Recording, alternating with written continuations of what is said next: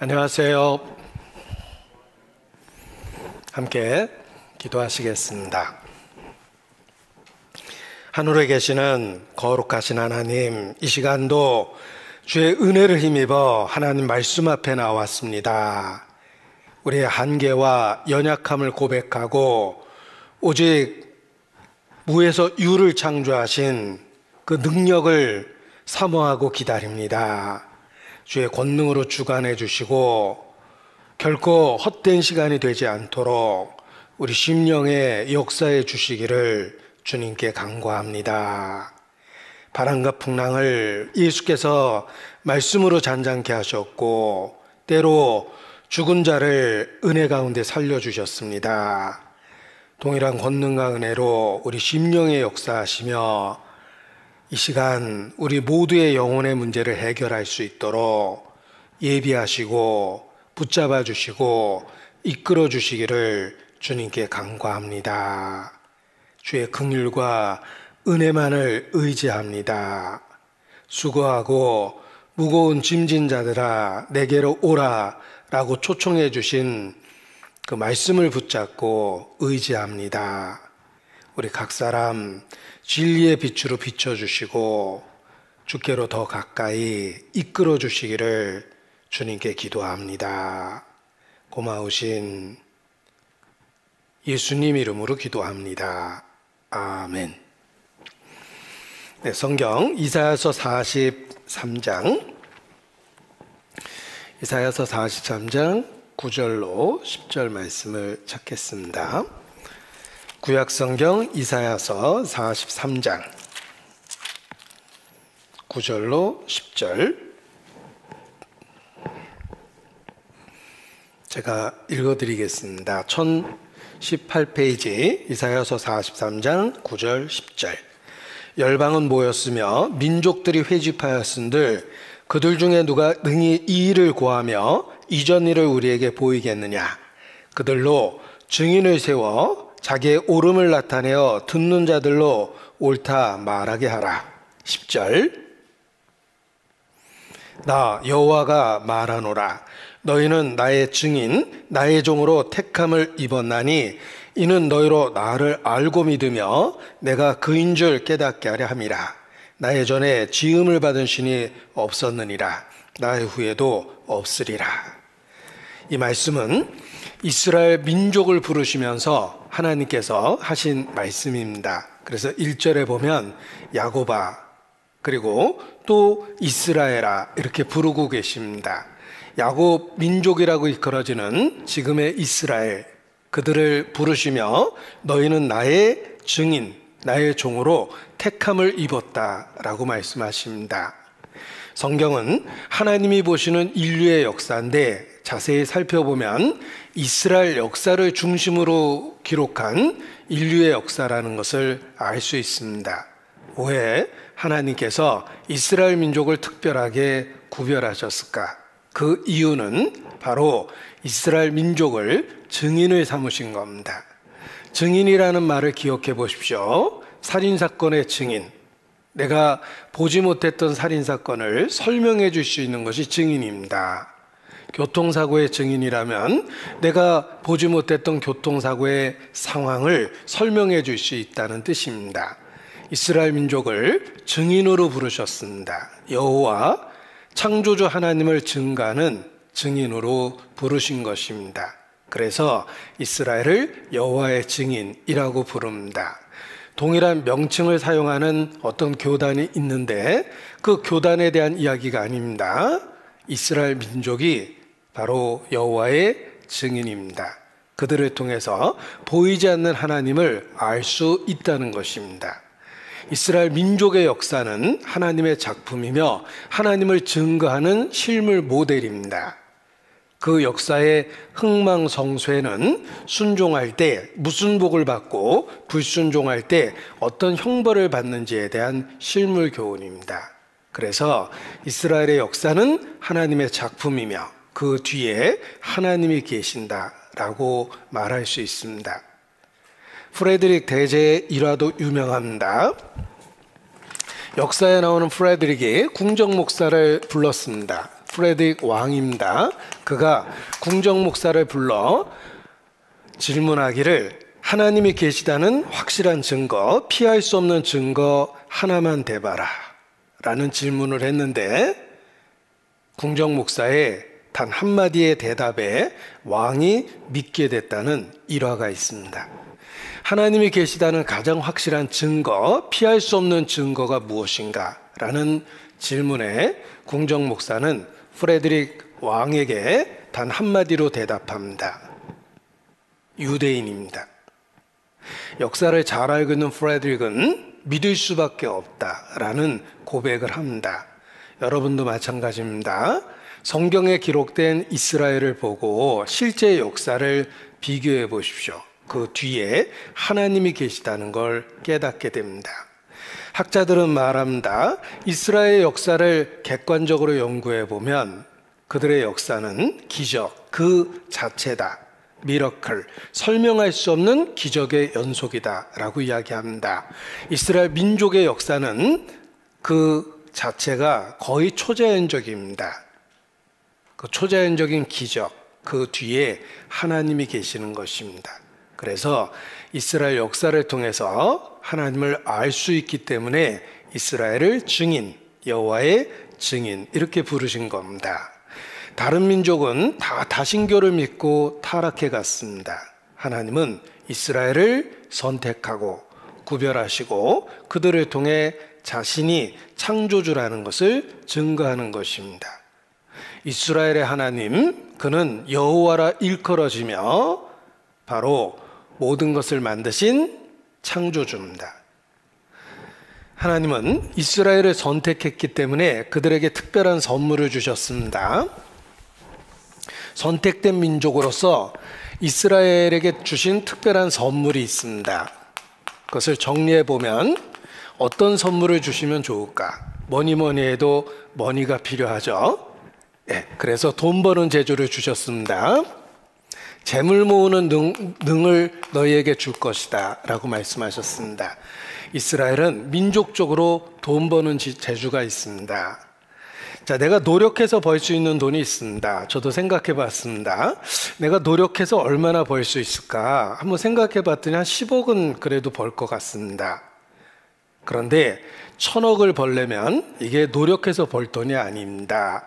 우리말에도 천석군과 만석군은 한울이 낸다라는 표현이 있는데 큰 부자는 한울이 도와야 됩니다. 이스라엘은 돈 버는 재주가 있습니다. 결코 우연이 아닙니다. 하나님이 재물 모으는 능을 주셨습니다. 그리고 두 번째, 내가 너희 민족을 모든 민족 위에 뛰어나게 할 것이라 우수성을 약속해 주셨고, 세 번째, 너희 한 사람이 1000명을 당할 것이라 전쟁할 때 나 여호와가 너희와 함께 싸우겠습니다 라고 약속해 주셨습니다. 자, 우리는 한미 서로 방위 조약이 맺어져 있기 때문에 한반도에서 전쟁이 일어난다는 것은 미국에 대한 선전포고와 똑같습니다. 미국 본토를 공격한 거로 여기겠다는 뜻입니다. 그래서 가장 호전적인 북한과 대치 상태에 있지만 우리가 수십 년 평화를 누리는 겁니다. 객관적으로 한미 방위 조약에 의해서 혜택을 입고 있는 겁니다.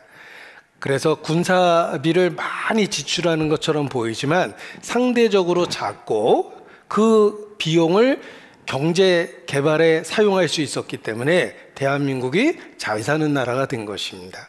분단의 국가, 대치 상태임에도 불구하고 이것은 누구나 객관적으로 이야기하는 것입니다. 한미 방위 조약이 대한민국을 지탱하고 있는 것입니다.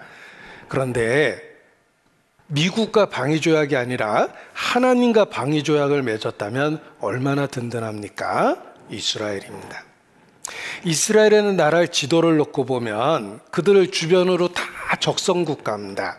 이스라엘을 적으로 간주하는 나라들, 아랍 국가들에 의해서 둘러싸여 있음에도 불구하고 아직까지 생존하고 있습니다.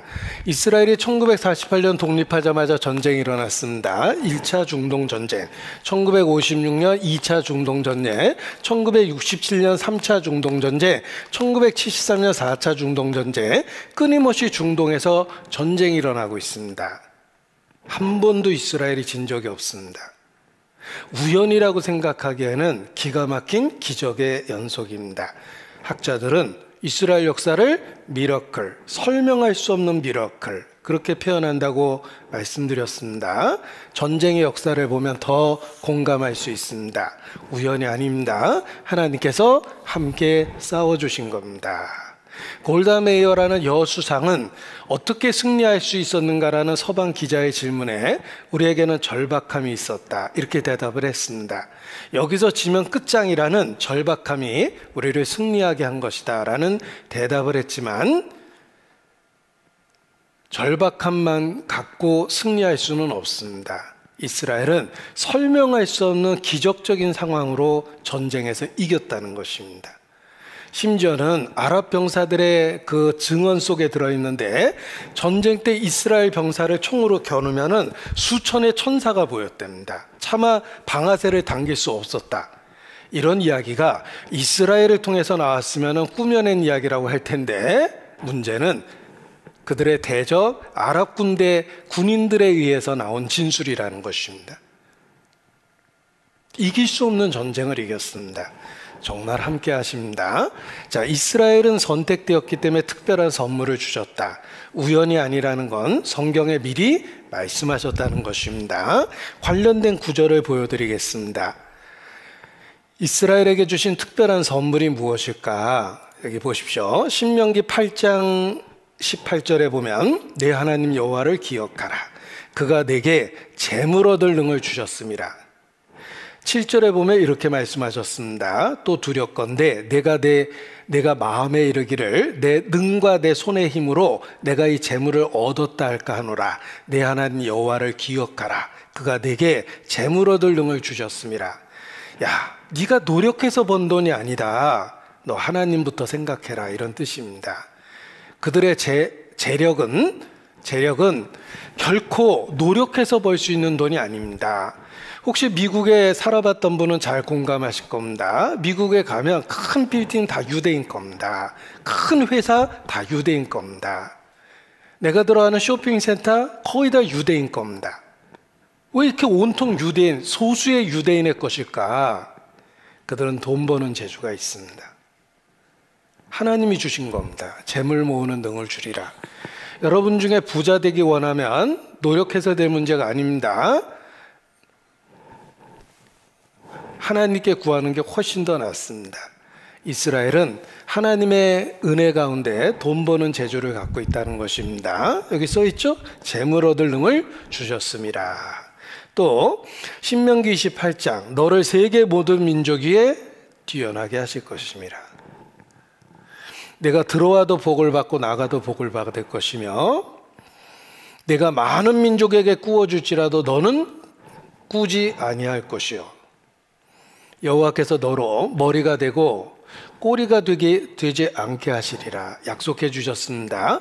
위에만 있고 아래에 있지 않게 하시리니 우수성을 약속해 주셨습니다.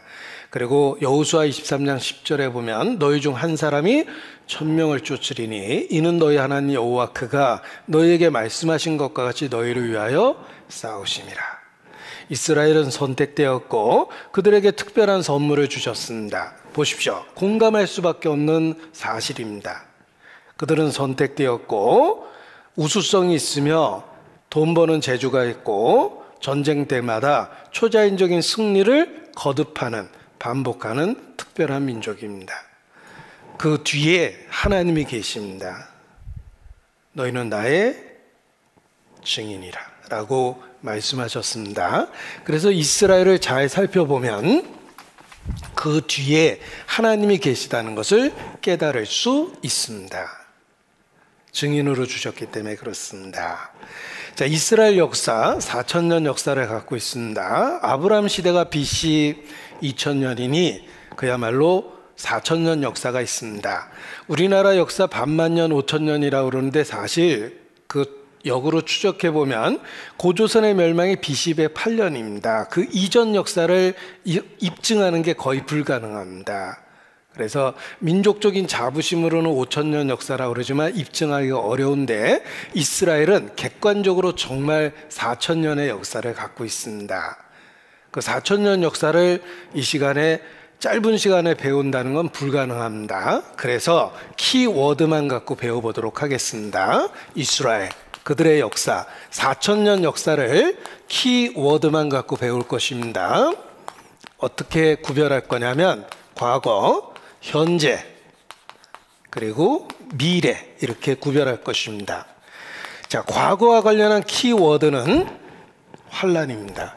그들은 끔찍한 환란을 연이어 당한 특별한 민족입니다. 전 세계에 흩어졌고 가는 곳마다 학살을 당했고 고통을 받았습니다. 이스라엘 민족의 역사 자체가 환란의 역사입니다.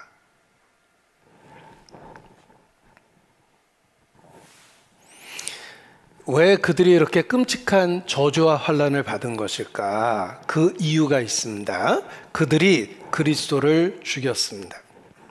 하나님의 아들을 살해했습니다. 이스라엘, 그들이 예수님을 죽였다는 겁니다. 이 성경에 있는 최고의 비극은 하나님의 백성이 하나님의 아들을 죽였다라는 것입니다. 하나밖에 없는 10대 독자를 외출한 사이에 애완견이 물어 죽였습니다. 끔찍한 비극입니다. 사랑받는 그 강아지가 10대 독자를 물어 죽였어요. 끔찍한 비극이죠. 그보다 더 큰 비극은 하나님의 택한 백성이 하나님의 아들을 죽였습니다. 왜냐하면 예수께서 유대인의 죄를 지적하셨기 때문에 그렇습니다. 죄를 지적하신 것은 회개하라는 하나님의 사랑의 뜻인데 그들은 회개한 게 아니라 자신들의 죄를 지적하는 예수님에 대하여 분노하고 예수님을 살해한 겁니다. 성경의 최고의 비극적인 사건은 하나님의 백성이 하나님의 아들을 죽였다는 것입니다. 자, 유대인이 제일 싫어하는 성경 구절이 있습니다. 유대인이 제일 싫어하는 성경 구절인데 제가 찾으려고 그러는데 많이 망설여집니다. 유대인을 공개적으로 공격하는 건 자살행위로 알려져 있어요. 그들의 영향력은 세계 전역에 펼쳐져 있기 때문에 그렇습니다. 제가 유대인이 제일 싫어하는 성경 찾으려고 하니까 이게 많이 망설여지는데 여기 유대인은 안 계시죠? 몰래 찾아보겠습니다. 데살로니가전서 2장. 유대인 몰래 후딱 찾아보겠습니다. 자, 유대인이 제일 싫어하는 성경입니다. 빨리 읽어버리겠습니다. 데살로니가전서 2장 15절로 16절. 유대인은 주 예수와 선지자를 죽이고 우리를 쫓아내고 하나님을 기쁘시게 아니하고 모든 사람에게 대적이 되어 우리가 이방인에게 말하여 구원 얻게 함을 저희가 금하여 자기 죄를 항상 체험해 노하심이 끝까지 저에게 임하였느니라. 유대인, 그들이 하나님의 아들을 죽였고 지금도 예수 믿는 걸 엄청 싫어합니다. 여러분이 만약에 이스라엘에서 교회 다니려고 하면 교회당 앞에 와서 막 지나가는데 욕설을 해야 될 겁니다. 지금도 엄청 싫어하기 때문에 그렇습니다. 아마 이런 일이 벌어질 거예요. 보십시오.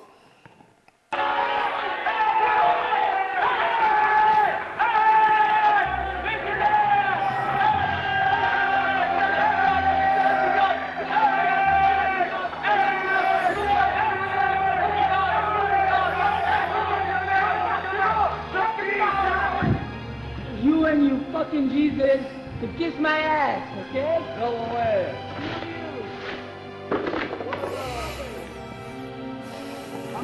We killed Jesus, we brought him. Where are you? My ass. God gave it to you. Fuck you. Unless the old mistake. 자, 우리가 교회당 들어오려고 그러는데 그 앞에 서가지고 저렇게 욕지거리 하면 어떻게 교회에 들어오겠습니까? 근데 그렇게 예수 믿는 걸 싫어합니다. 심지어는 예수 믿는 사람 사진을 다 찍어가지고 동네 배포합니다. 이 사람한테 물건도 팔지 말라고.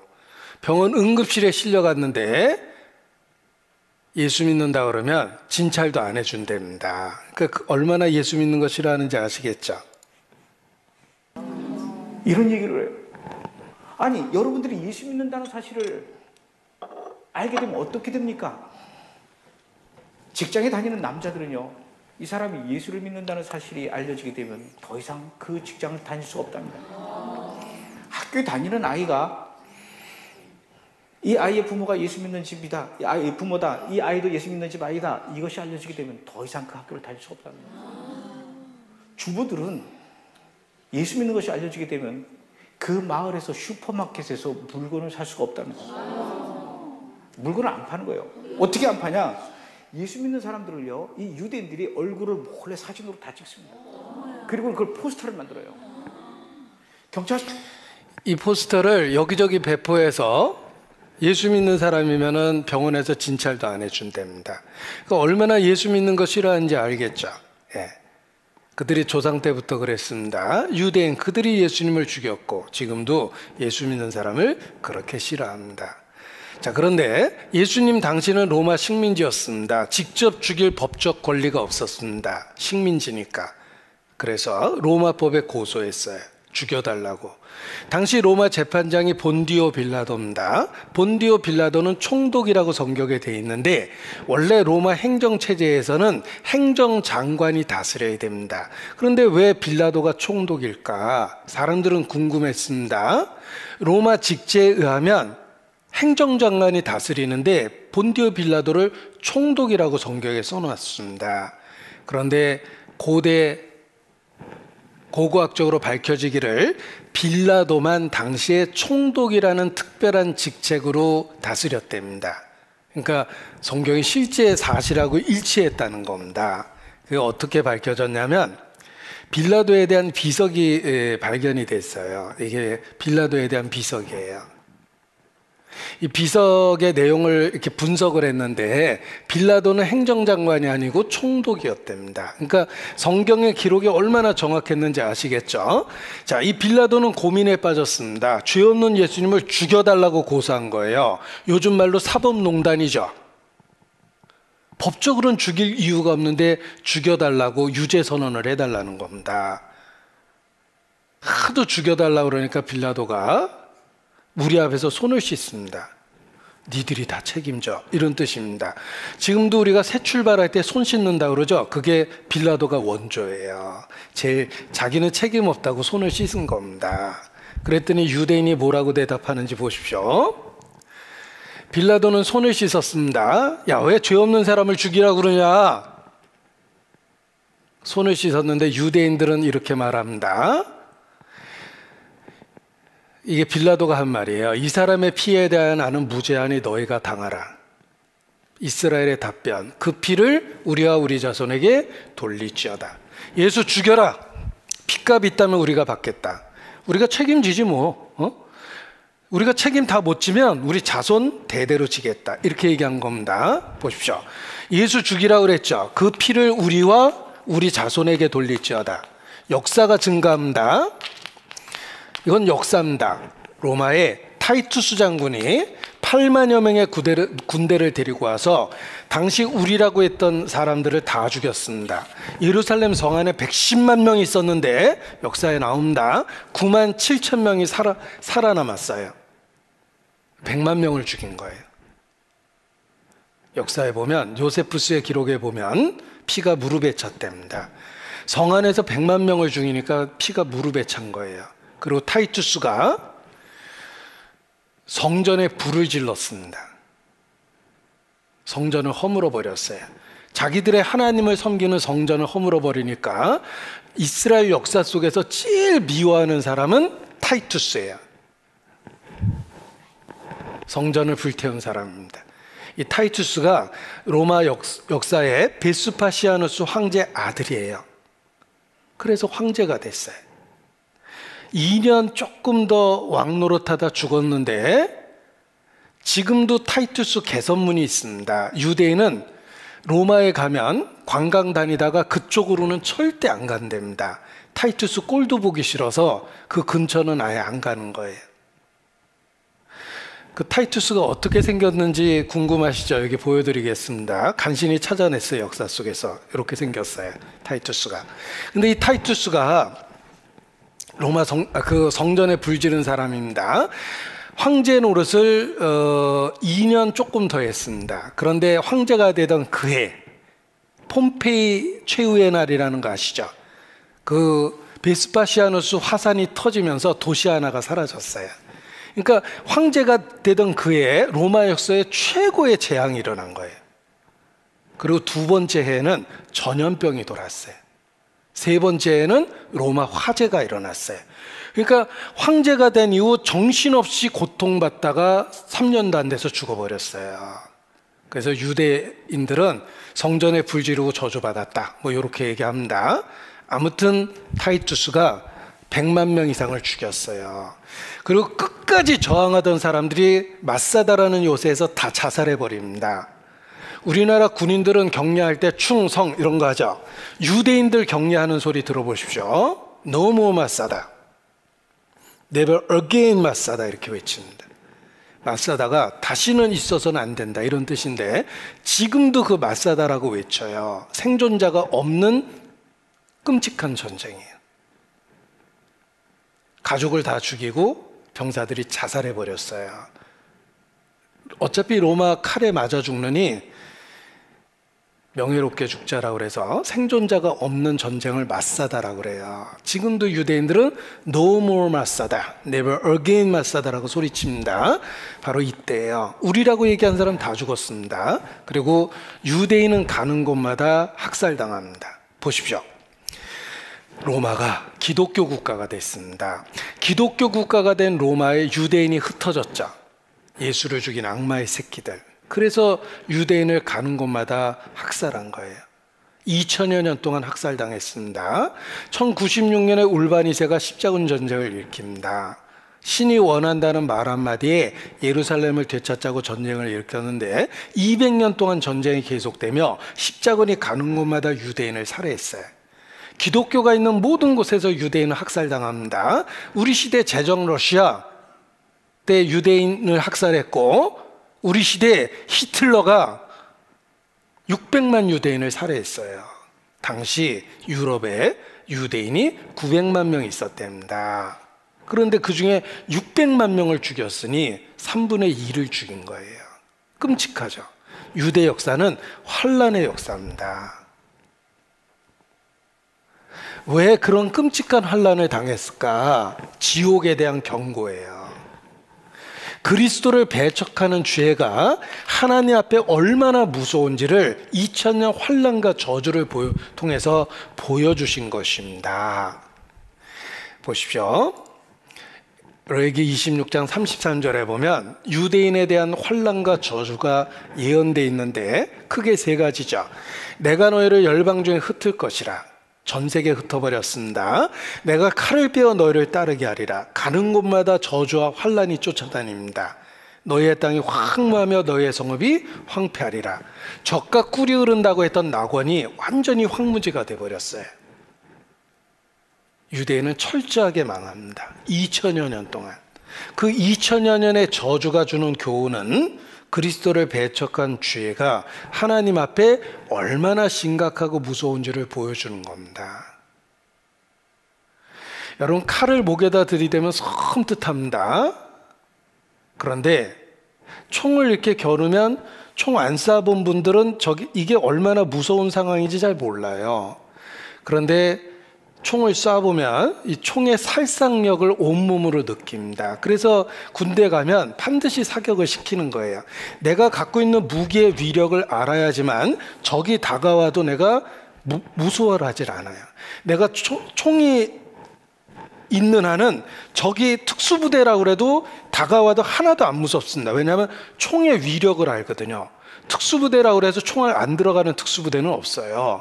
그러니까 아무리 특수부대가 내게 다가와도 내가 무장돼 있고 총이 손에 딱 들려 있으면 안 무서운 거예요. 왜냐하면 총이 갖고 있는 위력을 체험해 봤거든요.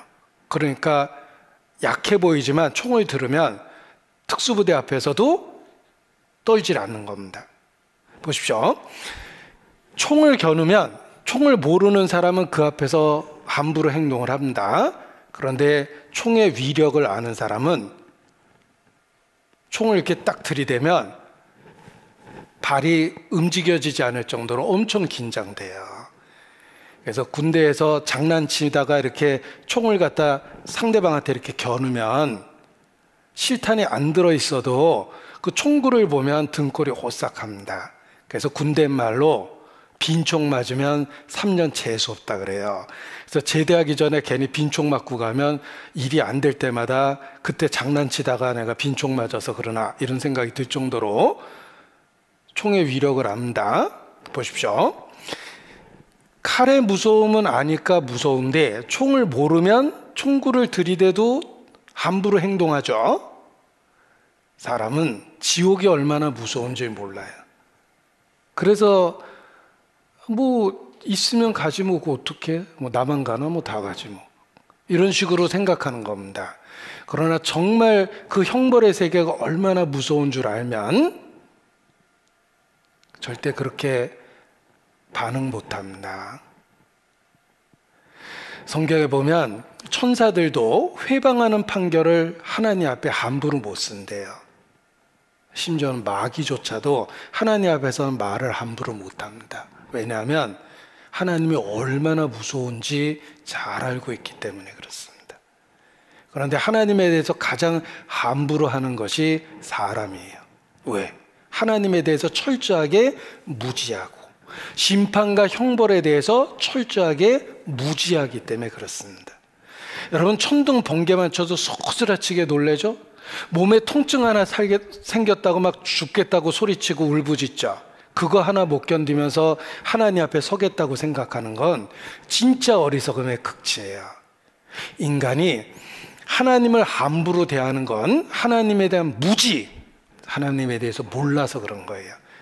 천사는 하나님이 얼마나 두렵고 무서운지를 알기 때문에 감히 회방하는 송사를 쓰지 못하느니라 이렇게 돼 있어요. 근데 인간은 하나님 갖고 농담도 합니다. 무식해서 그러는 거예요. 영적으로. 하나님은 지옥이 얼마나 무서운지 우리에게 조금 맛보여 주신 게 2000년 환란의 역사입니다. 유대인은 2000년 동안 끔찍한 저주를 받았어요. 여러분 오늘 자식 죽고 그 다음날 막내 아들 죽고 그 다음날 어머니 죽고 그 다음날 아내 죽고 매일매일 사랑하는 사람이 죽어간다면 사는 게 지옥일 거예요. 유대인 역사가 그렇습니다. 내 눈앞에 펼쳐지는 그 일로 인하여 내가 미치리라. 사는 것보다 죽는 것을 원하리라. 유대인은 2000년 동안 그런 역사를 살았습니다. 왜? 교훈이 되는 거예요. 그리스도를 배척하는 죄가 얼마나 하나님 앞에 심각하고 무서운지를 2000년 역사를 통해서 철저하게 보여준 겁니다. 그래서 성경을 보십시오. 유대 역사를 배워보십시오. 그들의 끔찍한 환난과 학살의 역사를 보십시오. 그리고 하나님이 얼마나 두려운지 아셔야 돼요. 택한 백성도 이렇게 됐다면 우리 같은 이방인은 말할 것도 없습니다. 그래서 유대의 역사의 환난은 경고요, 교훈이다. 그리스도를 배척한 죄가 얼마나 무서운지 보여주는 겁니다. 자, 두 번째, 이스라엘 역사의 현재와 관련한 키워드는 회복입니다. 성경은 놀랍게도 마지막 때 이스라엘이 다시 회복된다고 말씀하십니다. 우리 시대 기적이 일어났습니다. 20세기 최고의 기적이라고 말합니다. 1948년 5월 24일 20세기 최고의 기적이 일어났습니다. 이스라엘의 독립이에요. 근데 왜 20세기 최고의 기적이라고 이야기할까? 역사를 알면 공감할 수밖에 없습니다. 우리가 지금 새천년을 사는 거예요. 21세기. 20세기를 마감했잖아요. Y2K라고 우리 막 그런 거 한참 했죠. 20세기를 마감하고 21세기를 살고 있는데 학자들은 20세기를 대표하는 10대 사건을 요약했습니다. 20세기에 많은 일이 있었습니다. 인류가 달나라갔죠. 또 텔레비전의 발명과 보급이 이루어졌죠. 컴퓨터의 보급이 이루어졌어요. 20세기에는 정말 많은 일이 있었어요. 그럼에도 불구하고 사회과학자들은 20세기 최고의 사건 1위는 이스라엘의 독립이라고 합니다. 불가능한 일이 일어났기 때문에 그래요. 이스라엘이 BC 606년 바벨론에 의해서 망해버립니다. 식민지 상태였다가 바벨론을 대적하니까 바벨론 왕은 복수를 확실히 해요. 직접 달려왔어요. 군대를 데리고. 그리고 왕을 잡아다가 두 아들을 왕이 보는 앞에서 살해합니다. 반역의 대가예요. 두 아들을 살해하고 왕의 두 눈을 산채로 뽑아버렸어요. 그게 시드기야 왕이죠. 두 눈을 산채로 뽑아버리고 빨가벗겨서 바벨론 1000km가 넘습니다. 왕을 끌고 가다가 죽여요. 시드기야가 끔찍하게 죽습니다. 그 나라 왕이.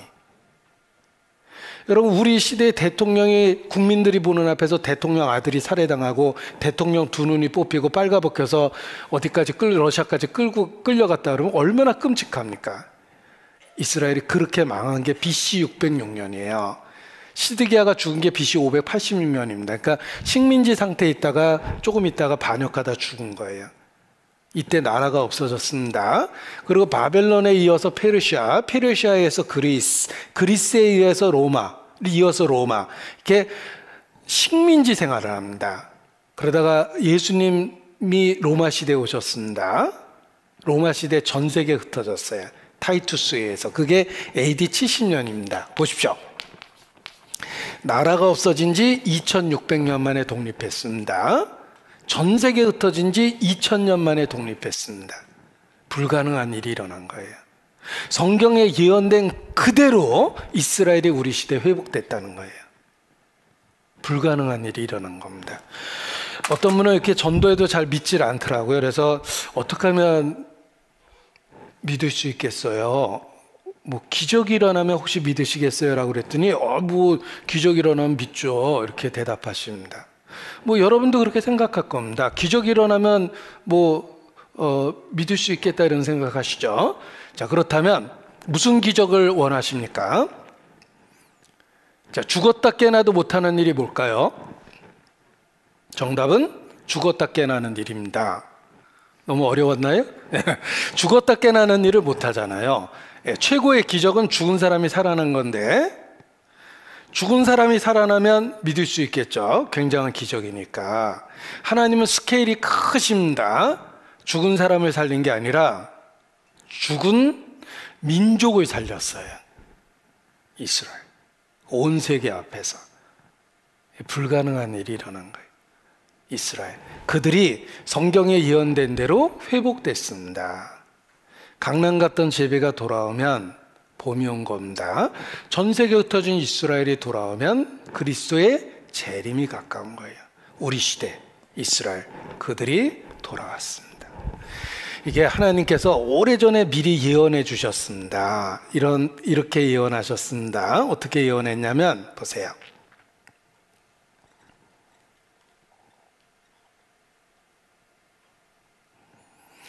이스라엘이 전 세계에 흩어졌는데 마지막 때는 그들이 조상들이 살던 땅으로 다시 돌아온답니다. 우리 시대에 그들이 돌아왔습니다. 불가능한 일이 일어난 겁니다. 이 에스겔이 2500년 전에 활동했는데 하나님이 어떻게 예언하셨냐면 뼈가 심이 많고 아주 말랐더라. 그러니까 뼈가 마른 그 골짜기에 데리고 가서 뼈를 살아나라고 명령을 해봅니다. 이 마른 뼈가 살아나도록 명령하라고 그러십니다. 이 뼈들이 능히 살겠느냐 한번 명령해봐라. 그리고 죽은 뼈다귀를 일으키는 기적을 보여주는데 이 뼈들이 능히 살겠느냐.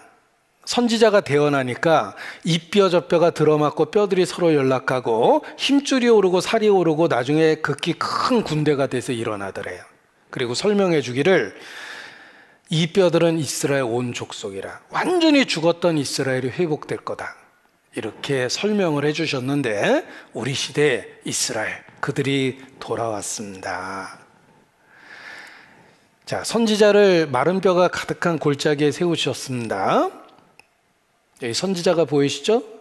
마른 뼈다귀가 가득한 골짜기입니다. 이 그림은 제가 직접 그렸습니다. 그래서 허접한 거예요. 선지자가 이렇게 골짜기 가운데 서 있는데 마른 뼈다귀가 가득합니다. 이 뼈들이 어떻게 살겠습니까? 이 뼈들이 살아나라고 명령하십니다. 제가 선지자 대역으로 출연했습니다. 하나님께서 이 뼈들을 보고 살아나라 라고 명령하라 그래서 했더니 이 뼈 저 뼈가 들어맞고 살아 움직이고 일어서는데 힘줄이 오르고 살이 덮이는데 큰 군대가 됐어요. 기적이죠. 한 사람이 살아나도 기적인데 죽은 민족이 살아났어요. 많은 분들이 이게 제사진이라고 그러는데 제가 이 정도는 아닙니다. 자, 아무튼 이스라엘이 우리 시대에 회복됐습니다. 기적이 일어났죠. 보십시오. 우리는 예언의 성취 시대를 살고 있습니다. 내가 말하였으니 이루리라. 2500년 전에 말씀하셨는데 우리 시대에 성취하셨습니다. 이스라엘 민족이 회복되었습니다. 그리고 또 놀라운 건 그들의 젖과 꿀이 흐르는 땅이 황무하며 황폐하겠다고 말씀하셨는데 회복될 때 다시 에덴 동산처럼 되며 기경이 될 거라고 약속해 주셨어요. 원래 이스라엘 땅이 어떻게 생겼냐면 황무해진다고 성경에 예언돼 있죠. 이게 이스라엘 땅이에요. 너희의 땅이 황무하며 너희의 성읍이 황폐하리라. 저주받았습니다. 마크 트웨인이라는 작가는 1856년 갈릴리 호수에서 예루살렘까지 여행했는데 40마일을 걸어가면서 나무 한 그루도 못 봤고 사람 한 명도 못 봤다고 여행기에 써놨어요. 정말 이런 땅에 사람 보겠습니까? 그런데 성경에 이스라엘이 독립하면 다시 회복될 거라고 약속하셨습니다. 전에는 지나가는 자의 눈에 황무하게 보이던 그 황무한 땅이 장차 기경이 될지라 이렇게 바뀌었어요. 이렇게 황무하던 것이 이렇게 바뀌었습니다. 이 책은 아주 특별한 책입니다. 제가 이거 어렵게 우연히 기가 막힌 책을 구했는데 이 독일의 사진작가의 사진첩입니다. 중동 지방에 몇 장 안 남은 옛날 사진들이 있었습니다. 독일의 사진작가가 지금은 어떻게 변했을까 여기가. 그래서 그 몇 장 남은 옛날 사진을 붙잡고 이스라엘에 가서 똑같은 곳에 가서 똑같은 앵글로 사진을 찍은 거예요. 그러니까 이스라엘의 과거와 현재가 한 번에 보인 겁니다. 그걸 사진첩을 만든 거예요. 그러니까 아주 특별한 책이죠. 제가 좋은 사람을 만나는 것도 하나님이 인도하셨다라고 생각하고 또 좋은 책을 만나는 것도 하나님이 인도하셨다고 개인적으로 믿습니다. 그런데 정말 우연히 여행하는 중에 그 책을 봤어요. 그래서 너무 신기했습니다. 거액을 주고 샀어요. 보세요. 이 책의 내용인데 이런 마을이 아까 말씀드린 것처럼 이렇게 바뀌었습니다. 이랬던 곳은 이렇게 바뀌었어요. 그러니까 같은 곳에 가서 사진을 찍은 거예요. 황무하던 해안가가 해안 도시가 됐고 사람이 살 수 없는 빈 땅이 아름다운 녹지가 됐고 이랬던 것이 이렇게 바뀌었어요. 정말 신기하죠? 예. 황무하던 것이 이렇게 바뀌었어요. 이것이 지금의 이스라엘입니다. 여러분 들어보십시오. 중동은 황무한 땅으로 이루어져 있습니다. 산유 국가인 중동은 석유를 팔아서 식량을 사 먹는데 식량 자급률이 1% 미만이에요. 잘못 들은 게 아니에요. 중동의 나라들은 석유를 팔아서 99%의 식량을 사 먹습니다. 따라서 중동의 전쟁은 장기 전쟁이 불가능하다 그래요. 왜냐하면 전쟁 발발과 동시에 식량은 전략 상품이기 때문에 교역 중단이 되면 중동은 다 굶어 죽는 거예요. 99% 식량을 사 먹어요. 그런데 똑같은 사막에서 이스라엘은 농업국가라는 거 아십니까? 농업인구 10% 미만임에도 불구하고 농산물의 70%를 수출하는 농업국가며 우리나라 새마을운동이나 경제개발 5개년 계획을 이스라엘 가서 배운 거예요. 사막을 녹화시킨 그들에게서 전쟁 이후에 황폐가 된 이 나라를 재건하는 비법을 우리가 배워서 온 겁니다. 그래서 새마을운동의 유래가 이스라엘의 건국 녹화 사업을 한국화했다라고 역사에도 써 있어요. 그러니까 이스라엘이 기적의 원조예요. 그쪽은 사막을 녹화했고 대한민국은 전쟁으로 전국토가 불타버렸는데 재건한 나라입니다. 우리나라에 살림이 많잖아요. 전쟁하면은 이 살림 때문에 사람이 많이 죽습니다. 그래서 미군이 전사자를 막기 위해서 B-29로 6단 폭격을 했어요. 일단 풀과 나무를 싹 없애버리는 거예요. 적군이 은폐 불가능하도록. 그래서 대한민국이 불바다 돼서 500년 이상 된 나무가 거의 없어서 천연기념물입니다. 외국은 수백 년 된 나무가 많습니다. 우리나라에 없죠. 그 이유는 국토가 다 불탔던 나라예요. 그런데 어떻게 이렇게 재건했습니까? 이스라엘의 건국 녹화 사업을 벤치마킹한 게 새마을운동이고 경제개발 5개년 계획이라는 거예요. 그래서 이스라엘이 기적의 원조인데 그들은 사막에서 농사를 짓고 있는 특별한 나라라는 거예요. 농산품을 수출까지 합니다.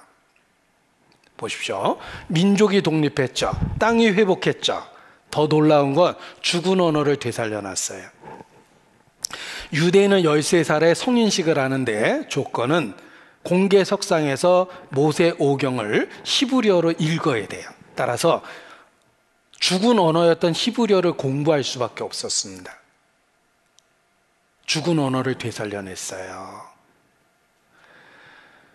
엔테베 특공작전이 있습니다. 유대인 100여 명을 포로로 잡고 아랍의 테러리스트가 인질극을 우간다 엔테베 공항에서 벌였는데 이스라엘의 특공대가 우간다까지 날라왔어요. 우간다 대통령이 이디 아민인데 이디 아민하고 똑같이 생긴 특공대원을 데리고 왔답니다. 그래서 이디 아민이 타는 그 벤츠를 똑같이 비행기에 싣고 와가지고 정문으로 딱 들어오니까 자기들 대통령이 들어오는 거예요. 뒤에 랜드로버 호송 차량이 붙었거든요. 당연히 대통령이 들어온다고 생각하고 무사 통과시켰는데 특공대가 들어있었어요. 그래서 인질을 구출한 놀라운 군사작전을 폈는데 보십시오. 포로하고 테러리스트하고 섞였는데 기가 막히게 특공대가 테러리스트만 쐈어요. 그게 어떻게 가능하죠? 특공대가 들어오자마자 히브리어로 엎드려 하고 소리쳤답니다. 멀뚱거리던 테러리스트가 총을 맞은 거예요, 다. 그런데 100여 명의 포로 중에 총 맞은 포로가 3명이었습니다. 수습한 뒤에 보니까. 조사해 보니까 히브리어를 모르는 유대인 3명. 이런 결과가 나왔어요. 여러분도 오래 살려면 히브리어로 엎드려 정도는 알고 있어야 되겠다는 생각이 드시죠? 네. 라바치. 어디서 그런 얘기 들으면 납작 엎드리세요. 네. 유대인은 죽은 언어를 되살려냈어요. 기적이라고 그럽니다. 자, 히브리어를 어떻게 되살려냈는지 그림을 하나 보여드리겠습니다. 히브리어를 어떻게 되살려냈냐면 그림을 하나 보여드릴게요. 제가 아까 찾아놨는데 안 보이지만 악착같이 찾아서 보여드리겠습니다.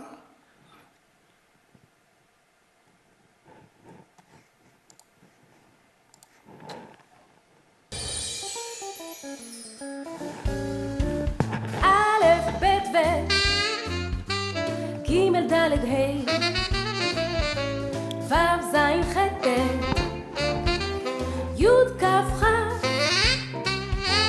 ל', מ', נ', ז', ע', פ', פ', צ', ק', ר', ש', ס', ת'. 자, 이렇게 해서 22개 알파벳을 여러분은 지금 다 보신 거예요.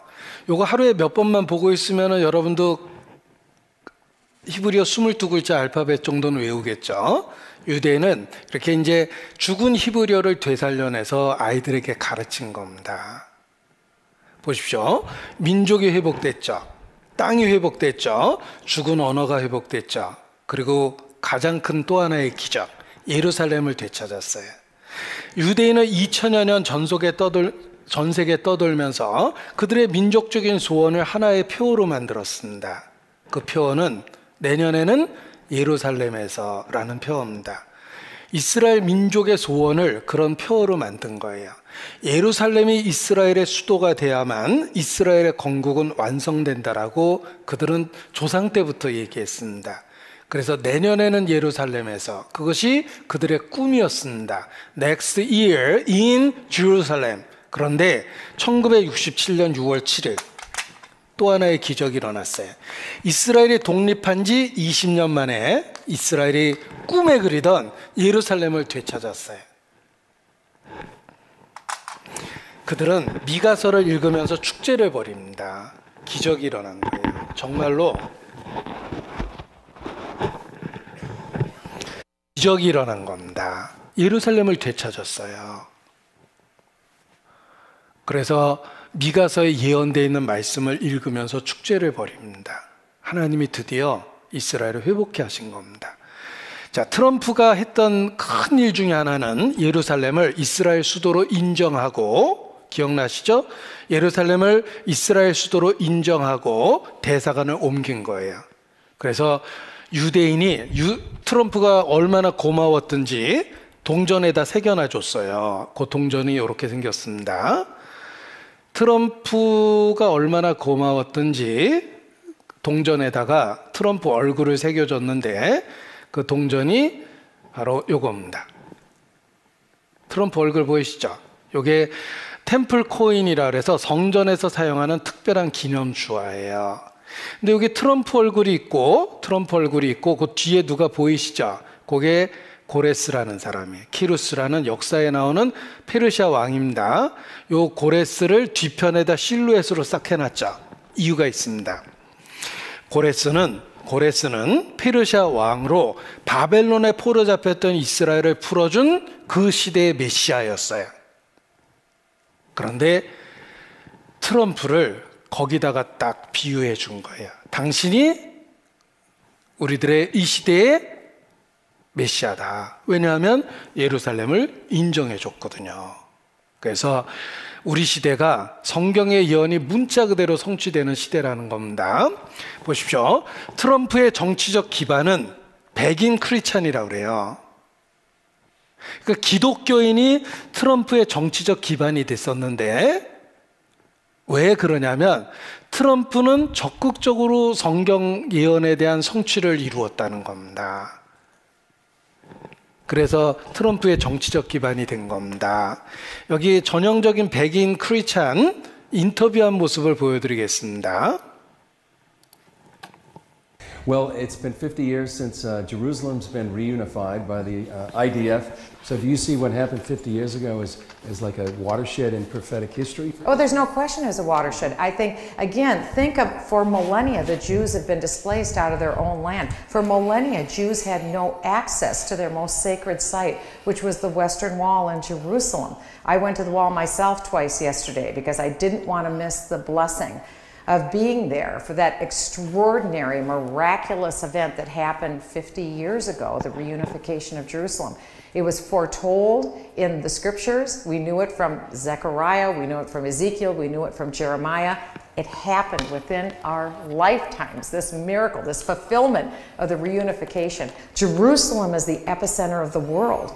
In God's view, and the Lord in his scripture stated very clearly that the Jews would one day come back to their own land, the same people, the same language, serving the same God. And miraculously, they came back and established the modern Jewish state in 1948, but that wasn't all. God said he was going to perform a new covenant with Jerusalem to give them a new heart, which he has done.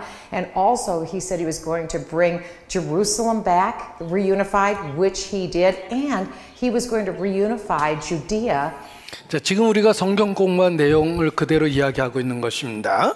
우리는 예언의 성취 시대를 살고 있습니다. 마지막 때 반드시 회복되리라는 이스라엘, 그들이 우리 목전에서 회복됐기 때문입니다. 생각해보면 불가능한 일이 일어난 거라고 그랬습니다.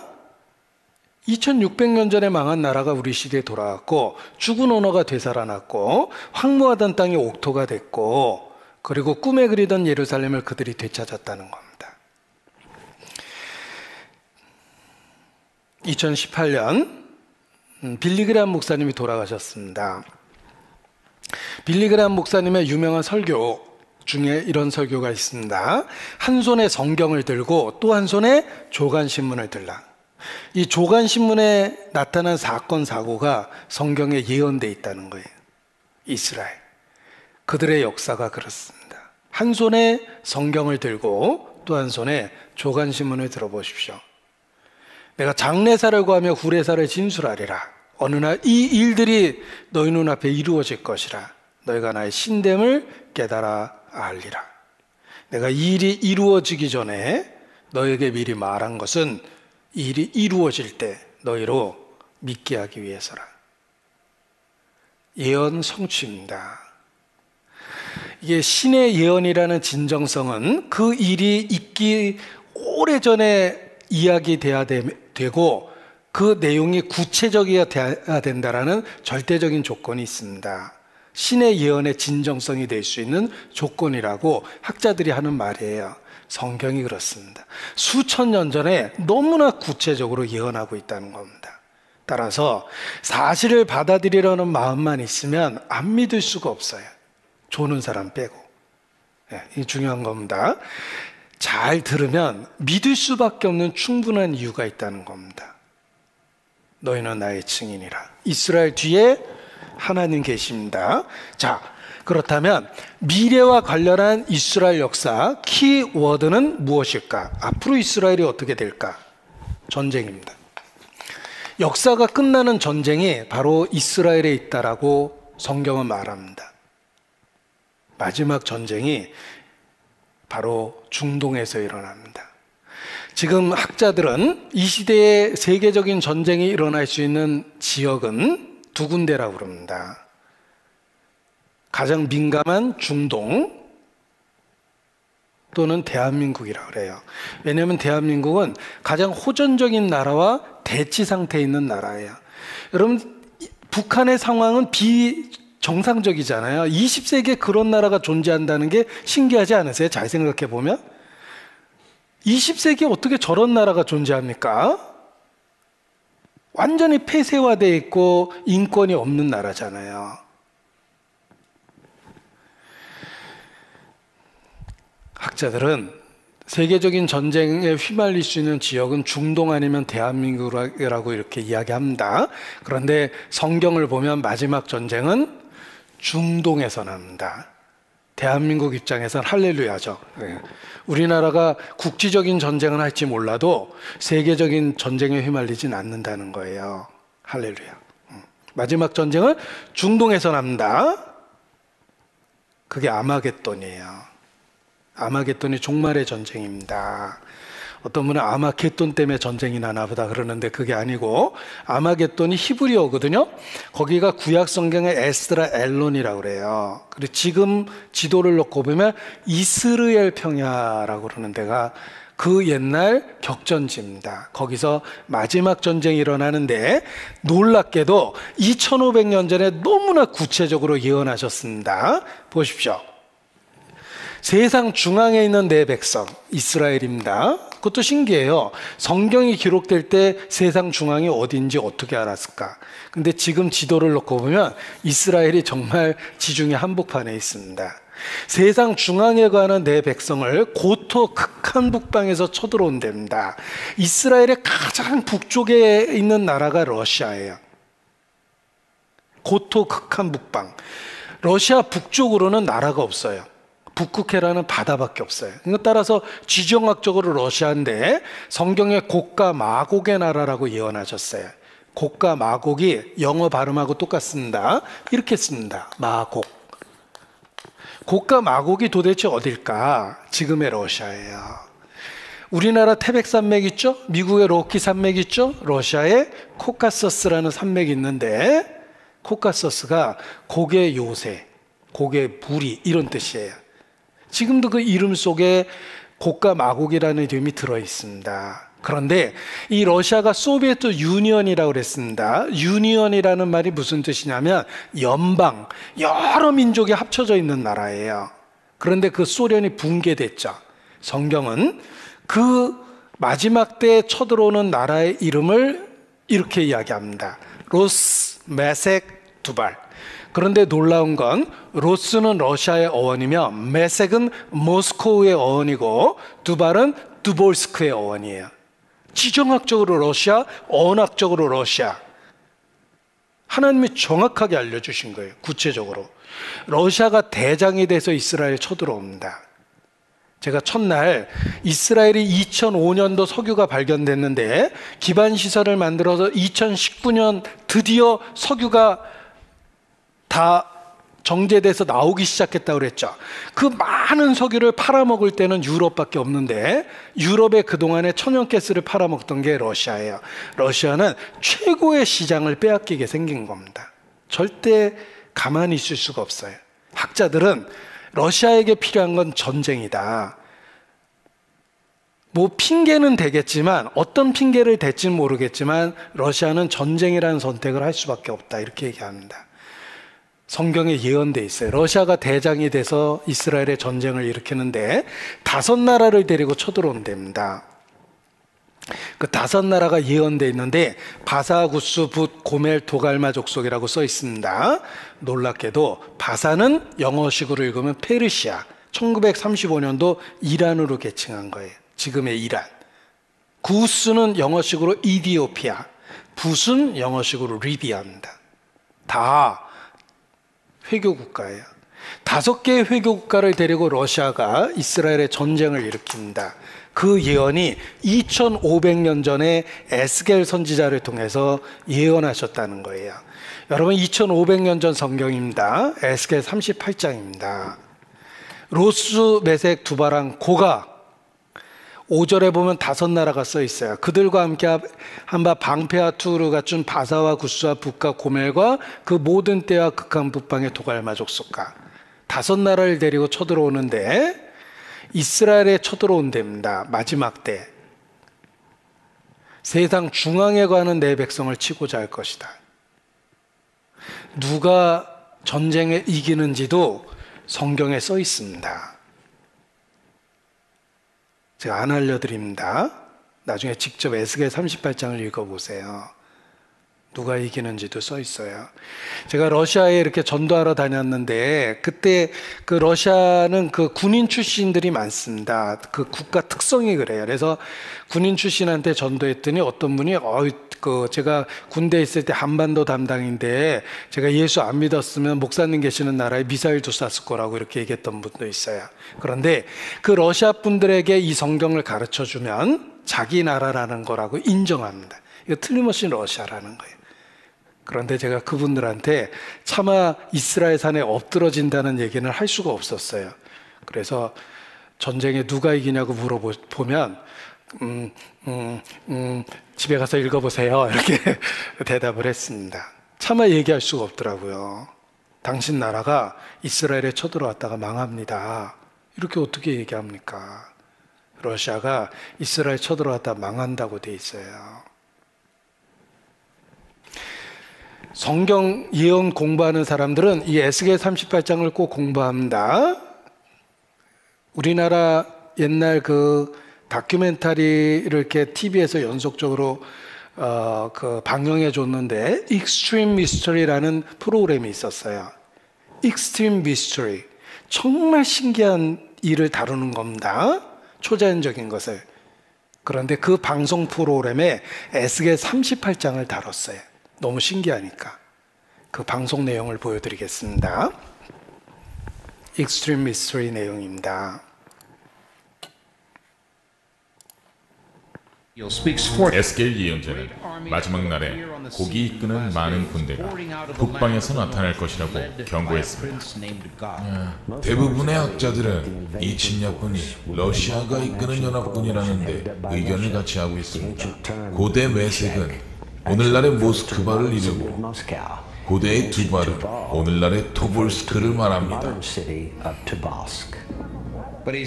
에스겔 예언자는 오늘날의 이란인 페르시아와 리비아, 에티오피아도 참전하며 마지막에 이스라엘의 멸절을 꾀한다고도 경고했습니다. 우리가 지금 성경 공부한 내용 그대로입니다. 마지막 때 영어 성경입니다. 영어 성경 로스 메색 두발이라고 돼 있죠. 그리고 곡 of the land of 마고, 곡과 마곡의 땅 로스 메색 두발이라고 돼 있고 5절에 보면 영어로 페르시아, 이디오피아 and 리비아 다 회교 국가입니다. 세상 중앙에 가는 이스라엘의 전쟁을 일으키는데 곡과 마곡이라고 일컬어지는 나라가 바로 지금의 러시아예요. 여기서 이스라엘 쳐들어옵니다. 이제 마지막 전쟁인데 보세요. 여기 보면 러시안 페더레이션은 루스라는 고대 국가가 러시아가 됐다고 이야기하고 바사는 페르시아, 이란이죠 지금의. 구스는 이디오피아, 붓은 리비아다. 페르시아가 1935년 이란으로 개칭했기 때문에 상표에도 이렇게 써 있어요. 이란. 여기 페르시아, 이디오피아, 리비아라고 돼 있죠. 바사는 이란, 구스는 이디오피아, 붓은 리비아다. 마지막 전쟁이 이스라엘에서 일어난다고 예언 잡지 커버 스토리예요.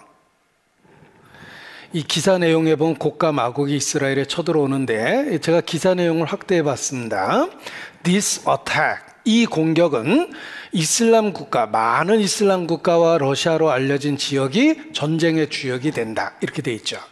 이게 기사 내용인데 이 잡지 최근 겁니다. 여기 보면 러시아와 페르시아가 동맹을 맺었다. 러시아를 곰이라고 표현합니다. The bear is back. 곰이 돌아왔다. He's on the move. 그가 움직이고 있다. Surprise. 놀라운가. You shouldn't be. 놀랄 필요 없다. It's all in the book of Ezekiel. 에스겔서에 다 써있다. 이렇게 돼 있죠. 러시아와 페르시아가 동맹을 맺었는데 확대해 보겠습니다. Coming invasion, 다가오고 있는 침공. 에스겔이 쓴 것처럼 러시아가 all of which are now Islamic, 이슬람 국가들, 모든 우리 시대의 이슬람 국가들을 데리고 will come against Israel, 이스라엘에 대적해서 전쟁을 일으킨다라는 기사 내용입니다. 타임지 군사 전문가들도 마지막 전쟁은 북극권 러시아가 중동에서 일으킬 거라고 분석을 했어요. 이건 비블리컬 리서치라는 이스라엘에서 발행되는 잡지인데 타이틀 보세요. When will Russia invade Israel? 언제 러시아가 이스라엘을 침공할 것이냐 이렇게 돼 있죠. 자, 이스라엘의 샘손 옵션이라는 군사 작전명이 있습니다. 유사시 핵무기를 어떻게 다룰 건지에 대한 작전명인데 거의 대부분 구소련을 겨냥해 놨답니다. 그래서 러시아 정보부에서 조사해 봤더니 200개 정도, 요즘에는 400개 정도가 러시아 정보기구 문서에서 밝혀졌다고 그랬죠.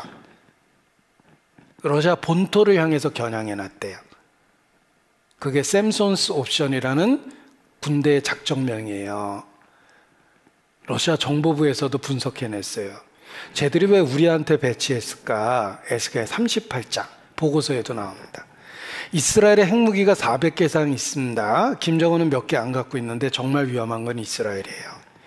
꺾어진 러시아, 조선을 봅니다. 지금 필요한 건 전쟁. 기자들도 그렇게 얘기하죠. 러시아는 군수산업으로 이루어져 있고 그 다음에 주산업이 석유를 판 산유국이에요. 천연가스 팔아먹고 사는 나라인데 유가가 떨어지고 있죠. 요즘에 무기 사는 나라가 없어요. 냉전 시대가 끝났다 그러거든요. 미국은 대한민국에서 무기를 사줘요. 그 비싼 무기를. 러시아는 무기 사주는 나라가 없어요. 북한은 가난해서 사지도 못해요. 러시아는 전쟁 안 나면 망하는 나라라고 그럽니다. 꺾어진 러시아. 지금 필요한 건 전쟁. 보십시오. 어느 날 아침에 눈 떠보니까 KBS 뉴스 속보에 중동에서 전쟁이 일어났다는 이야기를 듣게 될 겁니다. 러시아가 이란을 데리고 주변에 있는 아랍국을 데리고 이스라엘에 전쟁을 일으킵니다. 너희가 나를 여호와인 줄 알리라. 신의 예언은 오랜 예보 기간이 있어야 된다는 조건이 있었죠. 2500년 전에 예언하셨어요. 너희가 나를 여호와인 줄 알리라.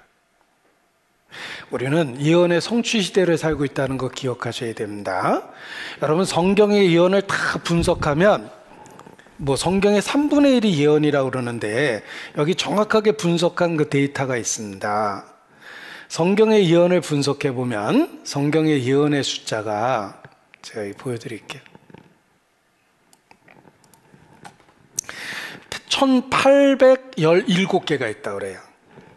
그런데 96%가 이미 성취됐고 아직 성취되지 않은 건 4%라고 돼 있죠.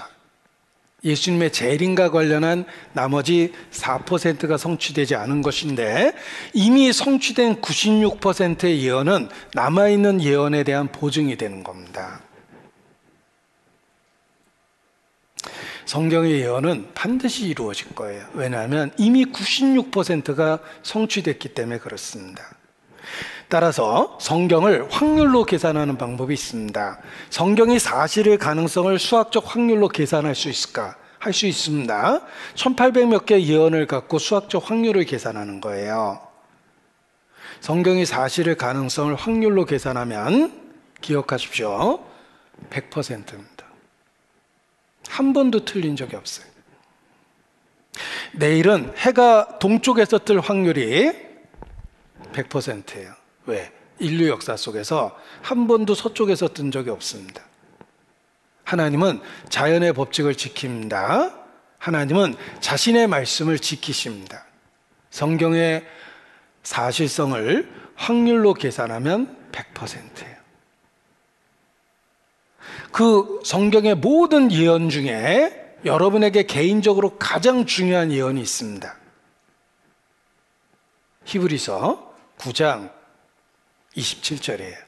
직접 찾겠습니다. 히브리서 9장 27절. 개인적으로 가장 중요한 예언입니다. 오늘 밤이라도 일어날 수 있는 가장 중요한 예언. 히브리서 9장 27절입니다.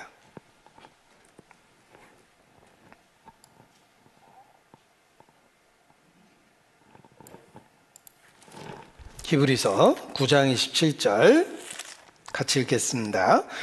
한번 죽는 것은 사람에게 정하신 것이요 그 후에는 심판이 있으리니. 이것이 개인적으로 가장 중요한 예언입니다.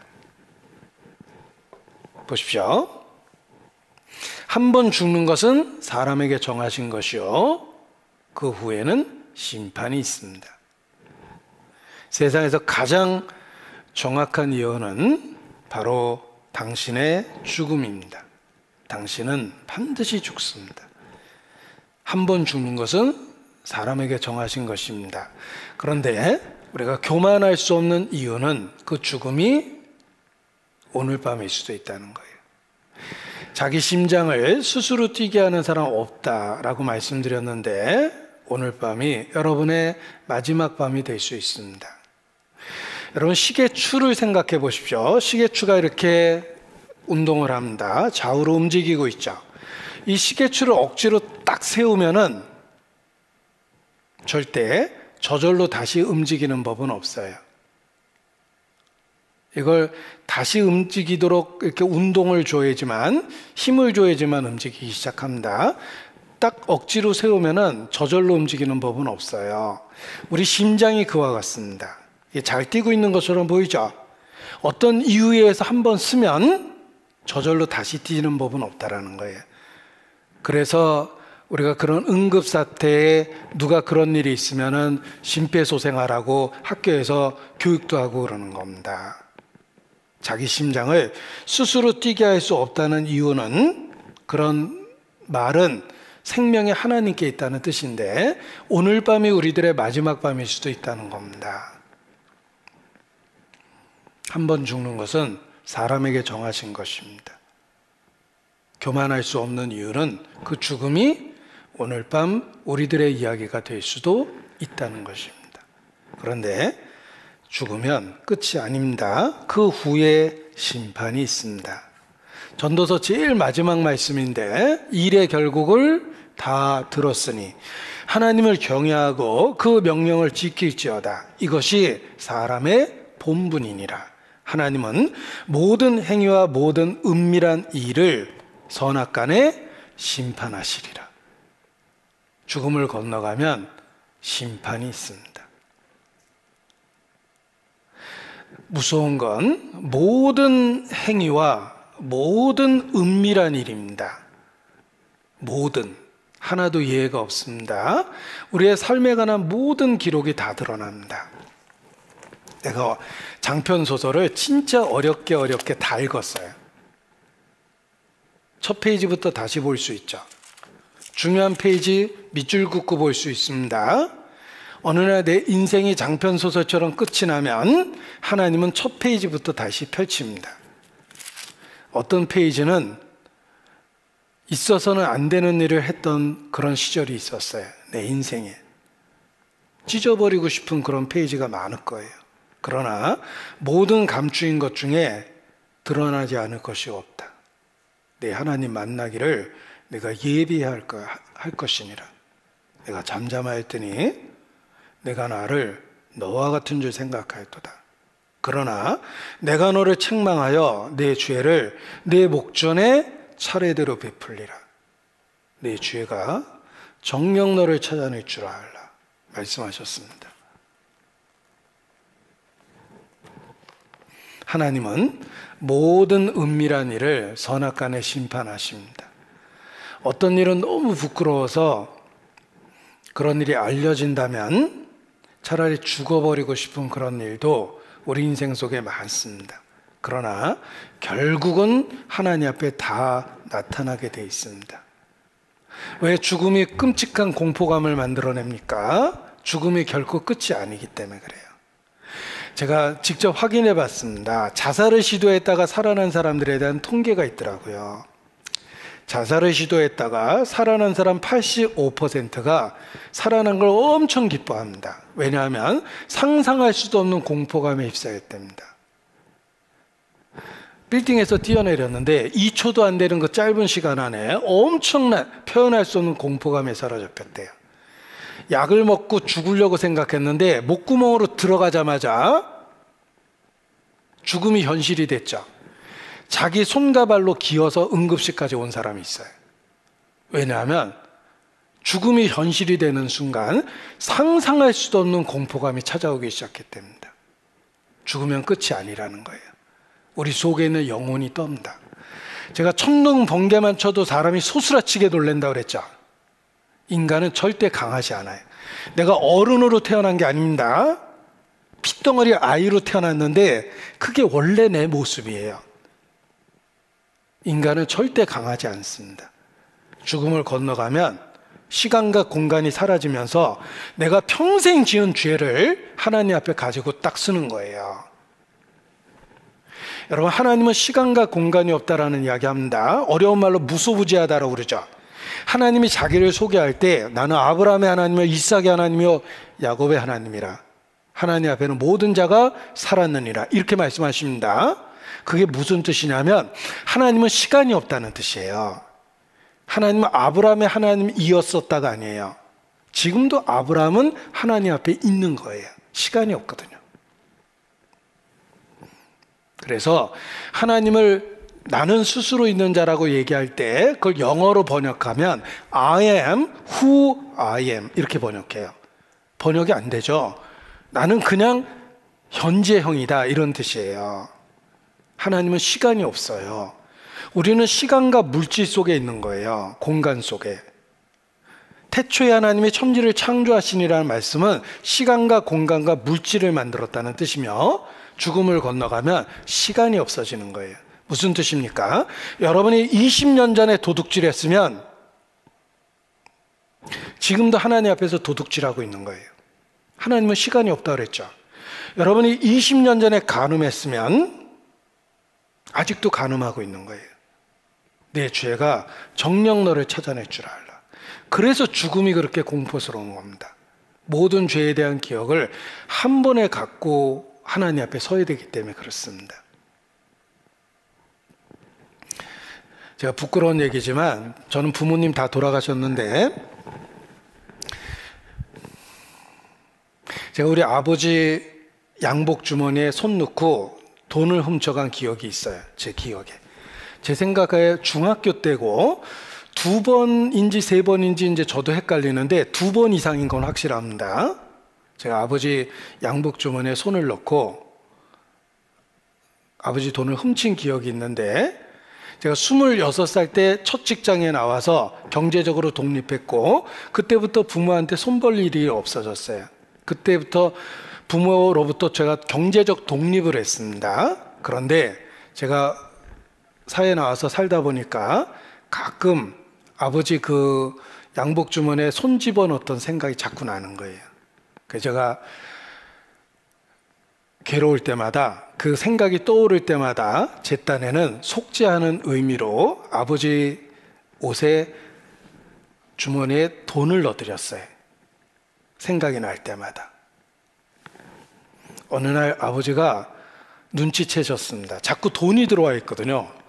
분명히 돈이 없었는데 돈이 들어와 있으니까 저를 불렀어요. 너 혹시 내 주머니에 너 돈 넣어놨냐? 저한테 이렇게 물어보시는데 제가 얼마나 당황했는지 모릅니다. 차마 자백할 수가 없었어요. 그래서 제 반응은 화를 내는 거였어요. 너무 당황해서 내가 왜 아버지 주머니에 돈 넣어놔요? 그러면서 그 자리를 제가 화를 벌컥 내고 후다닥 나왔습니다. 왜냐하면 아버지한테 자백할 용기가 없었어요. 그래서 화를 냈습니다. 왜 아버지 주머니에 돈 넣어놔요? 하고 화내고 튀쳐나왔는데 우리 아버지 돌아가실 때까지 끝까지 이유 모르셨어요. 제가 끝내 자백을 못했습니다. 그런데 정말 묘한 것이 있습니다. 그 일이 있은 지 수십 년이 지났는데 지금도 어느 날 문득 아버지 주머니에 손 집어넣고 있는 제 모습이 보여요. 너무 생생하게. 사람은 영적 존재이기 때문에 어느 순간 시간과 공간을 못 느낍니다. 여러분, 군대 갔다 온 지 수십 년이 돼서 머리가 하얀데 길에서 선임하다 보면 자기도 모르게 충성그럽니다. 옛날 생각이 그대로 나고, 우리 초등학교 동창회 가봤습니까? 처음에야 점잖 떨죠. 뭐 잘 있었어? 응. 애들 잘 크고 손자 있나? 뭐 이렇게 물어보잖아요. 그런데 30분만 지나면 옛날 초등학교 모습 그대로 다 나와요. 말투와 행동이. 인간은 시간과 공간 속에 있기 때문에 그렇습니다. 영적 존재이기 때문에 어느 순간을 못 느낍니다. 죄가 그렇다라는 거예요. 어느 순간에 내 어렸을 때부터 지었던 죄부터 청년 때 혈기왕성하던 그 시절에 해서는 안 될 짓 한 일들이 수시로 떠오릅니다. 하나님 앞에 갈 때 죽음 앞에 서면 더하다라는 거예요. 그래서 엄청난 공포감을 느끼는 겁니다. 죽음이 결코 끝이 아니라는 증거는 사형수들에 대한 관찰입니다.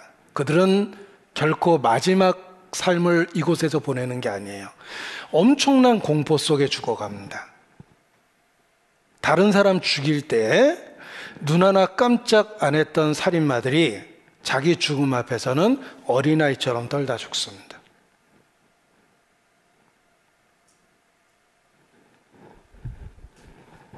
그래서 죽음이 끝이 아니라는 증거는 사형수들에 대한 관찰이다, 이렇게 얘기합니다. 여기 사형수들에 대한 이야기를 보겠습니다. 사형장 출입구에서 갑자기 소란스러운 소리가 들린다. 거기에는 극도의 혼란과 두려움에 사로잡힌 또 다른 사형수가 있었다. 어찌된 걸까? 평소 사형수라고 믿기지 않을 정도로 점잖았던 사람들조차 막상 현실로 성큼 다가온 죽음 앞에선 그렇게 초라할 수밖에 없나 보다. 자기 이름을 부르면은 그때 이제 혼이 나가버려요. 그 당시에 혼이 나가서 자기 문 앞에서 나와가지고 사형장 가는 동안 한 5, 6분 정도 걸리는데 그동안은 자기가 걸어가는 게 아니라 그냥 끌려가는 거예요. 그리고 이미 밧줄을 보는 순간에 혼이 나가버려요. 하고 그냥 놀래는 사람, 주저앉는 사람, 거기다가 오줌을 싸는 사람, 앉아서 저주하고 욕설을 내뱉고. 이 사형수들의 마지막 모습을 관찰하면 죽음은 결코 끝이 아니다라는 증거가 됩니다. 엄청난 공포감 속에 죽어가는 거예요. 여러분, 죽을 뻔한 적 있습니까? 예, 그런 적 있죠. 예. 제가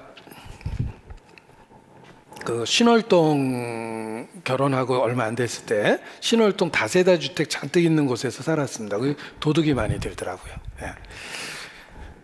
자다가 무슨 소리를 들었어요. 너무 피곤해서 설마 그냥 잤습니다. 그런데 소리가 이유 없이 날 리는 없잖아요. 도둑이 문을 부시고 방 안까지 들어왔어요. 저희 아내가 자다가 인기척이 있어 이렇게 눈 딱 떠보니까 이렇게 쳐다보고 있는 거예요. 얼마나 놀랬겠습니까? 옆에 자고 있는 저를 이렇게 탁 쳐서 누구세요? 하면서 이렇게 절 깨웠는데 제가 잠결에 딱 눈을 떴거든요. 저하고 딱 마주쳤죠. 이 사람이 저보다 더 놀랬어요.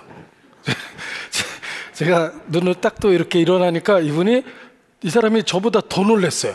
그래가지고 그 순간에 막 우당탕쿵탕 하면서 빡 이렇게 도망을 갔는데 문제는 접니다.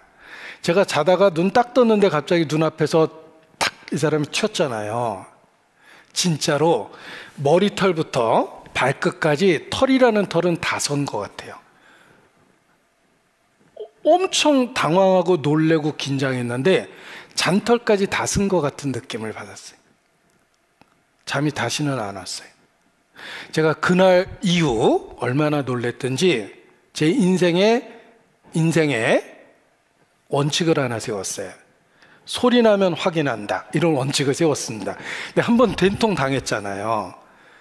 그래서 제가 이런 교회당에 자다 보면 어느 지역에 가면 이제 그 교회당에 혼자 자는 경우가 많습니다. 문을 잠그고 가버리시는 경우가 많거든요.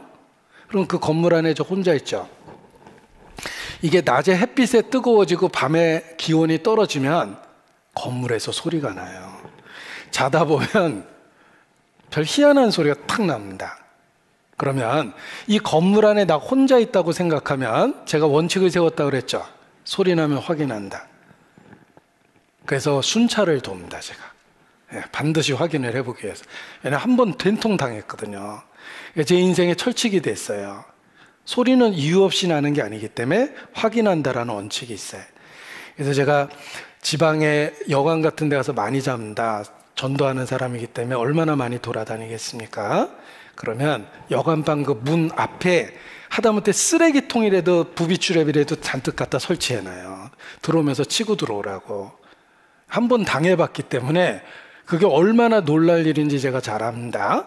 그런데 죽음 앞에 서면 그런 그 깜짝 놀라는 그런 경험 있죠. 그거를 짧은 시간 안에 수십 번, 수백 번 반복한대요. 죽음이 찾아오면. 그래서 처음에는 이렇게 암 환자도 그래요.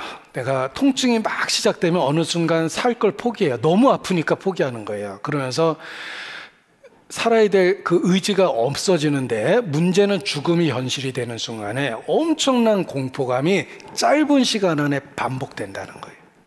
그게 눈에 도끼가 빠진대요. 절대 죽음이 끝이 아니에요. 여러분 진짜 죽음 앞에서 구원 못 받으면 엄청나게 당황하실 거예요.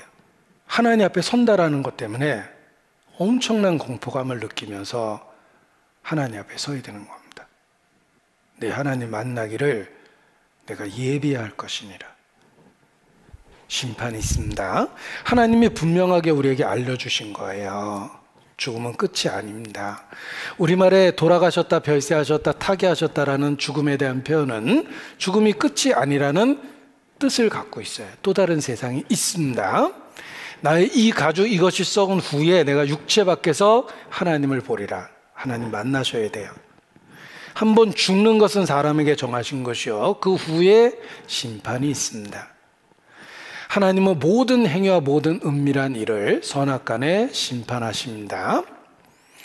내가 어찌하여 내 형제를 판단하느냐, 어찌하여 내 형제를 업신여기느냐. 우리가 다 하나님의 심판대 앞에 서리라 기록되었을 때, 주께서 가라스 때 내가 살았노니 모든 무릎이 내게 꿇을 것이요 모든 혀가 하나님께 자백하리라 하였느니라. 이러므로 우리 각인이 자기의 일을 하나님께 직구하리라. 여러분에게 그런 날이 반드시 있습니다. 하나님이 두루 다니시며 사람을 잡아 가두시고 개정하시면 누가 능히 막을소냐. 개정, 재판을 열다란 뜻입니다. 하나님 험악한 사람을 아시나니 악한 일은 상관치 않으신 듯하나 다 보시느니라. 죄삭은 사망입니다. 하나님의 심판대 앞에 가면 어떻게 심판을 받는지 요한계시록 20장 써 있습니다. 11절입니다. 어떻게 심판을 받냐면 요한계시록 20장 11절입니다.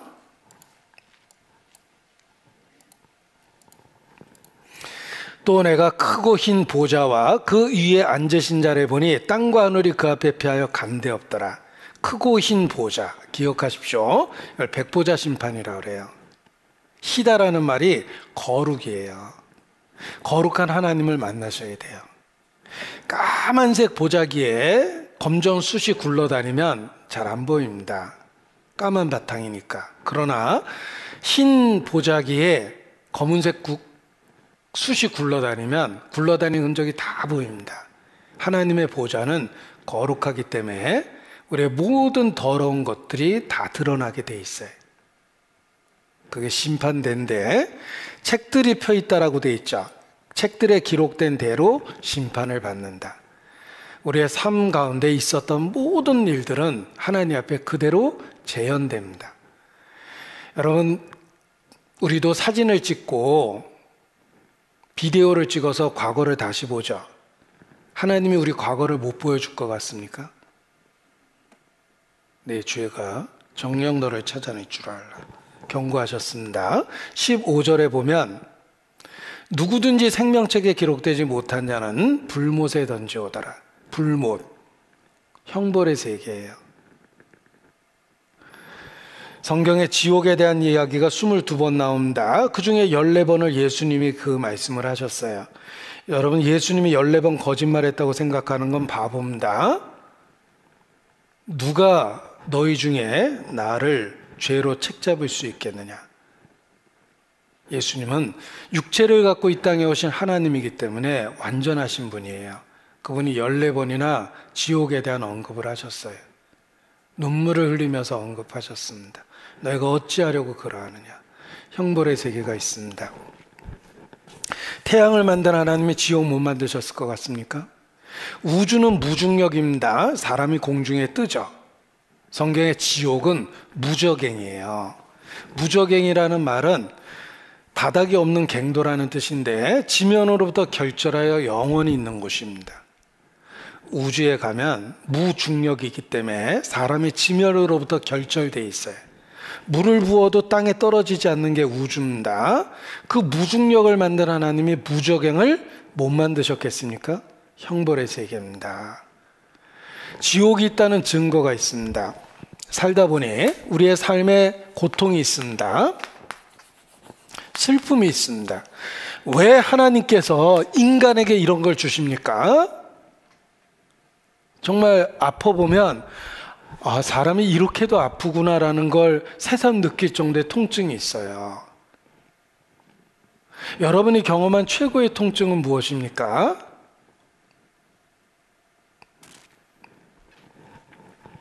그 끔찍한 통증은 형벌의 세계가 있다는 지옥에 대한 경고예요.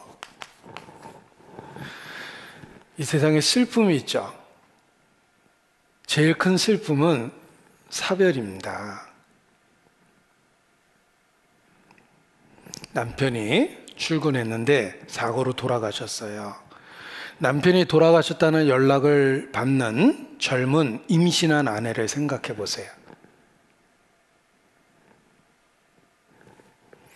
아침에 아이 학교 보냈는데 그 아이가 사고가 나서 시체가 돼서 돌아오는 게 우리가 살고 있는 세상입니다. 살면서 제일 큰 슬픔은 사별입니다. 지옥에 대한 경고예요. 사랑하는 사람을 잃어버려도 그렇게 슬펐는데 하나님은 사랑이시죠. 하나님 잃어버리면 어떻게 될지를 경고한 거예요. 내가 식당을 하는데 배달 나갔던 음식을 엎어버렸다고 연락을 받아서 너무 속상했어요. 몇만 원이 날라갔죠?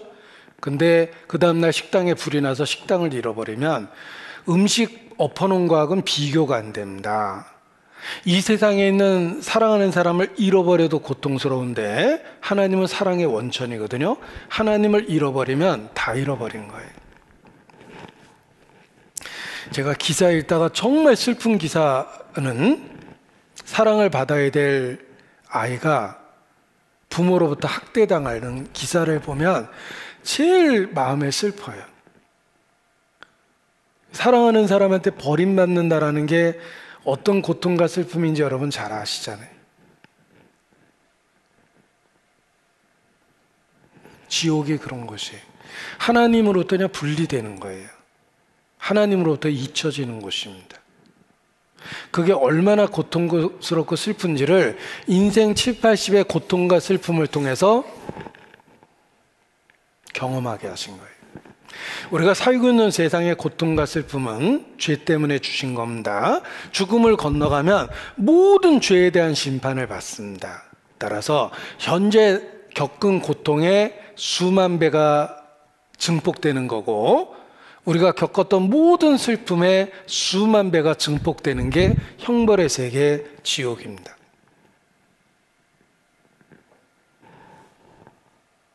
그래서 지옥이 있다는 것을 현실 세계에 있는 고통과 슬픔으로 경고하신 겁니다.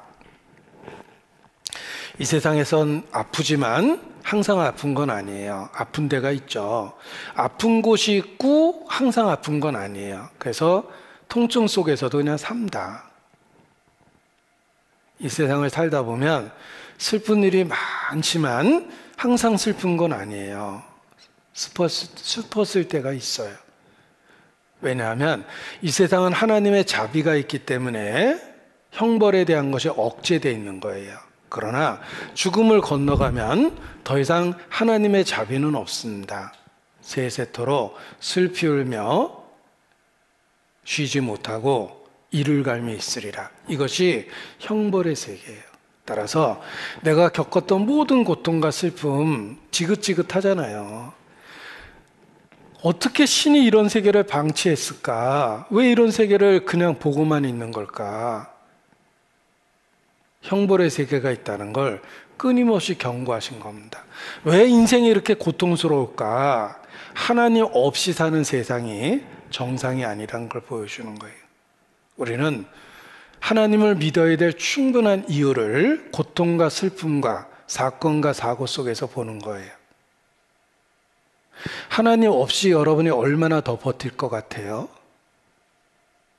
상황이 갈수록 나빠질 거라고 그랬죠. 생로병사라는 말처럼 더 늙고 더 아픈 거예요.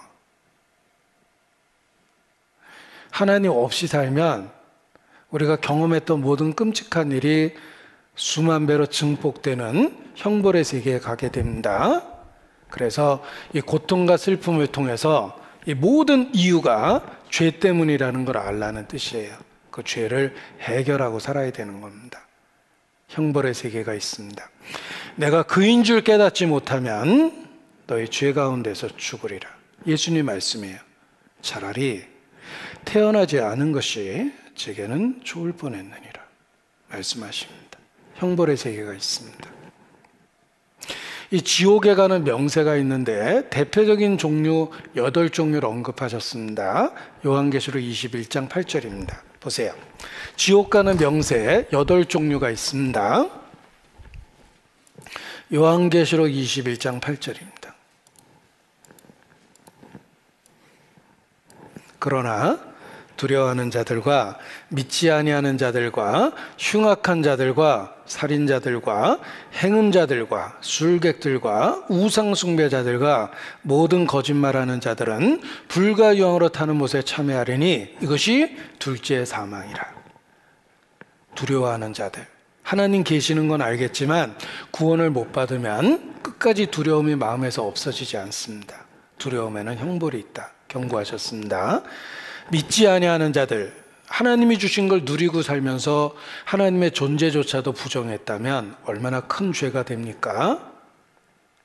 또 흉악한 자들과 살인자들, 이 세상에 그런 사람 많죠? 사람이기를 포기한 흉악한 자들과 살인자들이 있습니다. 당연히 지옥 갑니다. 그런데 특별한 사람만 그런 죄 짓는 게 아니라 우리 마음 은밀한 곳을 들여다보면 살인의 동기가 있어요. 그것이 미움과 분노입니다. 그래서 한 시인은 이렇게 고백합니다. 누구든지 살인한다. 도구가 다를 뿐이다. 칼을 들고 살인하는 살인자도 있고 마음과 생각 속에 살인하는 사람도 있고 새치 혀를 갖고 저주와 악담을 퍼붓는 사람도 있다. 누구든지 살인한다. 살인하는 도구와 방법이 다를 뿐이다. 그렇습니다.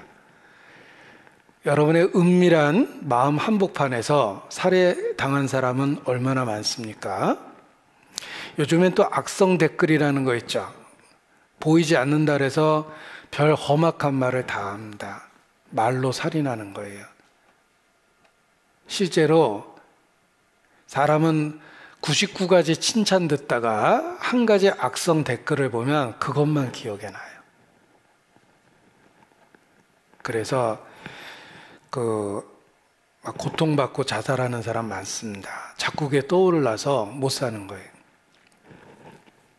혹은 칼로 찌른과 같이 저희가 말을 함부로 하느니라 라는 성경 말씀이 있는데 칼로 찌르는 것뿐만 아니라 혀로, 말로 별의별 악한 말 다 합니다.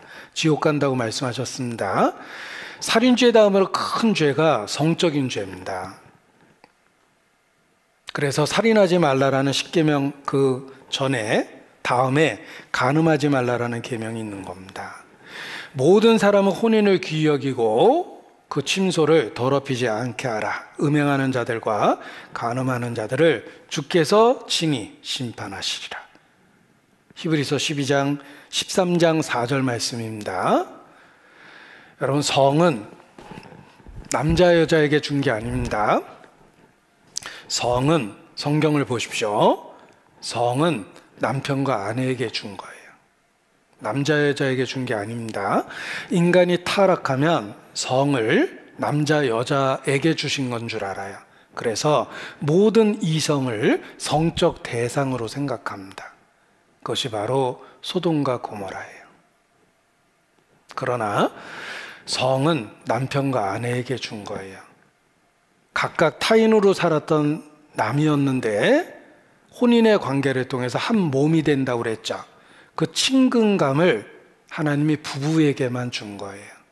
벌거벗었으나 부끄러워하지 아니하였다. 여러분, 부부간의 성적 행위는 기억에 안 나요. 자연스럽기 때문에 기억이 안 나는 거예요.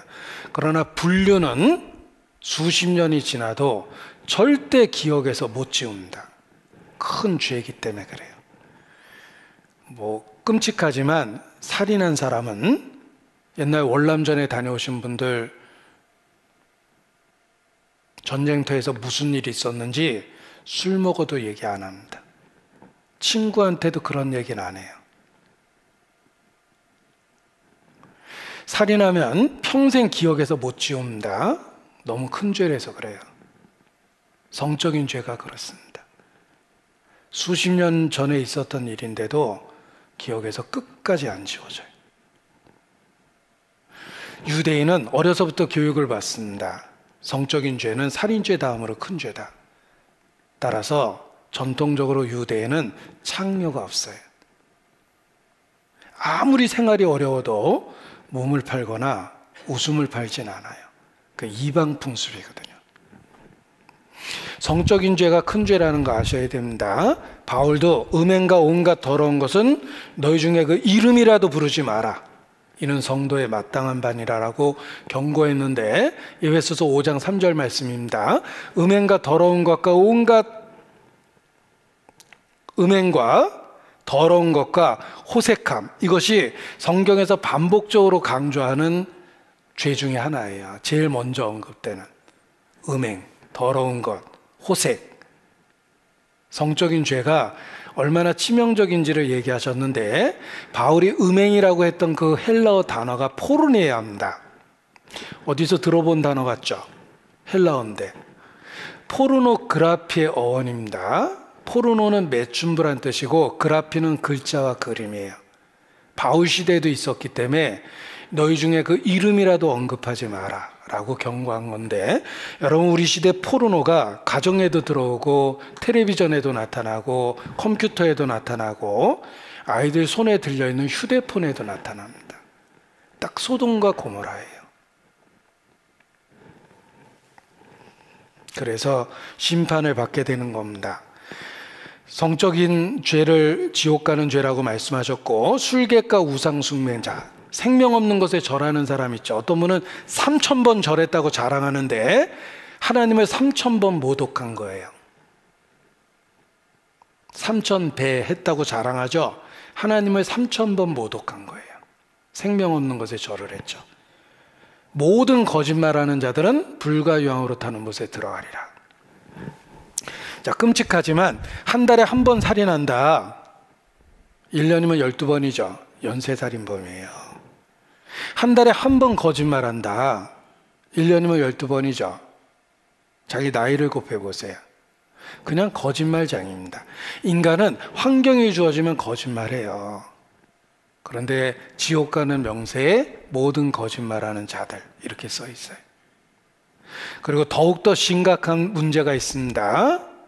하나님은 행동만 보시는 게 아니라 마음과 생각과 동기와 태도를 본다라는 거예요.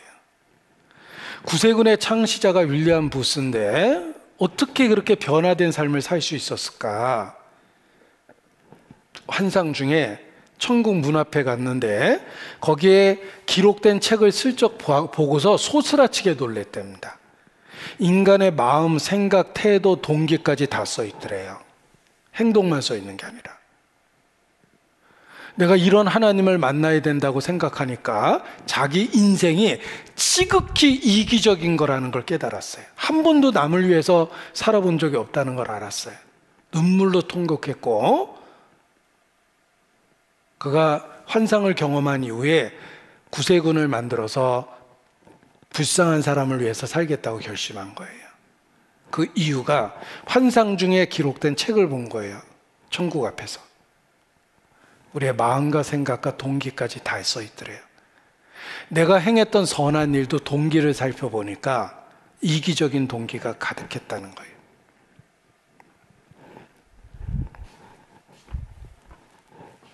기억하십시오. 하나님은 마음과 생각과 중심을 보십니다. 그 하나님 앞에 우리가 어떻게 서겠습니까? 여기 보십시오. 만물보다 거짓되고 심히 부패한 것은 마음이라고 돼 있죠. 이 세상에서 제일 더러운 게 사람 마음이랍니다. 혼자만의 시간에 상상의 벽에 걸리는 그림은 사실 아무에게도 보여주기가 부끄러웠습니다. 우리 마음을 그림으로 그리면 남한테 못 보여준다. 음란한 생각이 있고 누구를 해치려는 마음이 있고 쾌락을 추구하는 마음이 있고, 우리의 마음과 생각을 그림으로 그리면 절대 다른 사람한테 못 보여준다. 찬송의 가사입니다. 내 마음 깊은 곳 무엇이 자리 잡고 있나, 깨끗하고 아름다운 것 그런 것 있다 하겠나. 내 마음 깊은 곳 무엇을 생각하고 있나, 거룩하고 선한 것들 찾아볼 수 없네. 내 마음 깊은 곳. 여러분도 마음과 생각을 살펴보십시오. 절대 하나님 앞에 설 자신이 없습니다. 제자들이 이런 이야기를 듣고 깜짝 놀랐어요. 아니 뭐 그런 식으로 얘기하면 도대체 누가 천국에 갈 수 있습니까? 제자들도 깜짝 놀라서 그렇게 얘기했습니다. 제자들이 듣고 심히 놀라 가로되 그런즉 누가 구원을 얻을 수 있으리까? 아니 그런 식으로 얘기하면 누가 천국에 갑니까? 그때 예수께서 정답을 얘기하셨습니다. 예수께서 저희를 보시며 가라사대 사람으로서는 할 수 없으되 하나님으로서는 다 할 수 있느니라. 자, 정답입니다. 누가 구원을 얻을 수 있습니까? 사람으로서는 할 수 없다. 우리 스스로는 어느 누구도 구원 얻을 수 없습니다. 예수님 못한다고 그러셨잖아요. 그러나 하나님은 다 할 수 있느니라. 성경은 하나님만이 인간을 구원하신다고 말씀하십니다. 그래서 구원을 받아야 되는 거예요. 교회 다닌 분들은 찬송가도 기억할 겁니다. 울어도 못하네, 힘써도 못하네, 말과 뜻과 행실이 깨끗하고 착해도 다시 나지 못하니 울어도 못하네. 찬송도 그렇게 돼 있습니다. 노력한다고 될 문제가 아니에요. 사람으로서는 할 수 없다. 그래서 구원을 받아야 되는 거예요. 여기 예수님 말씀입니다. 너를 송사하는 자와 함께 길에 있을 때에 급히 사와하라. 그 송사하는 자가 너를 재판관에게 내어주고 재판관이 관에게 내어주어 옥에 가둘까 염려하라. 진실로 내게 이르노니 내가 홀이라도 남김이 없이 다 갚기 전에는 결단코 거기서 나오지 못하리라. 너를 송사하는 자와 함께 길에 있을 때 어떻게 하라고요? 급히 사와하라. 이것이 우리가 해야 될 일입니다. 보십시오. 여기 나라는 존재가 있습니다. 지금 내가 큰일 났어요. 나라는 존재가 평생 죄를 짓고 살았거든요. 지금 큰일 났습니다. 이게 나라는 존재예요. 내가 이렇게 죄짐을 지고 있는데 이 죄가 처음부터 이렇게 큰 건 아니었어요. 처음에는 작았겠죠. 그러나 살다 보니 눈덩이를 굴리듯이 죄가 점점 커진 겁니다. 내가 살아온 모든 날들을 뒤돌아보면 하루에 한 번씩은 죄를 졌겠죠. 1년이면 365번이고 자기 나이를 곱해보니 주여 내 죄가 머리털보다 많사오니 우러러볼 마음도 사라졌음이니이다. 그렇게 고백할 수밖에 없습니다. 이것이 현재 우리의 모습이에요. 내가 살아왔던 모든 삶들 속에 뒤를 돌아다 보니까 죄가 있어요. 내가 10대, 20대, 30대, 40대 인생을 살면서 이런저런 죄를 짓고 살아왔어요. 내 평생 살아온 길 뒤를 돌아다 보니 걸음마다 차음마다 다 죄뿐입니다. 쓰리고 아픈 마음 가눌 길 없어서 골고다 언덕길을 지금 찾아옵니다.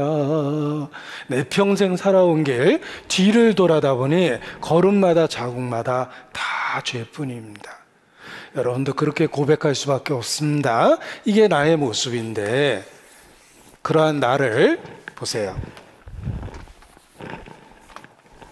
너를 송사하는 자, 화가 났습니다. 나를 붙잡고 재판관에게 끌고 가고 있어요.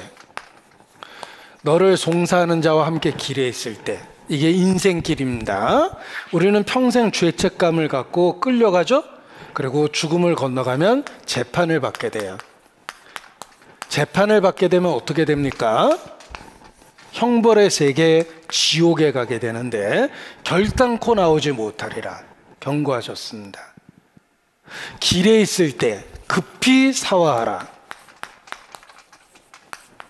사화가 죄를 해결해야 된다는 뜻입니다. 급히 사화하라. 이 길은 인생길입니다. 우리는 평생 죄를 짓고 살았어요. 너를 송사하는 자와 함께 길에 있는 거예요.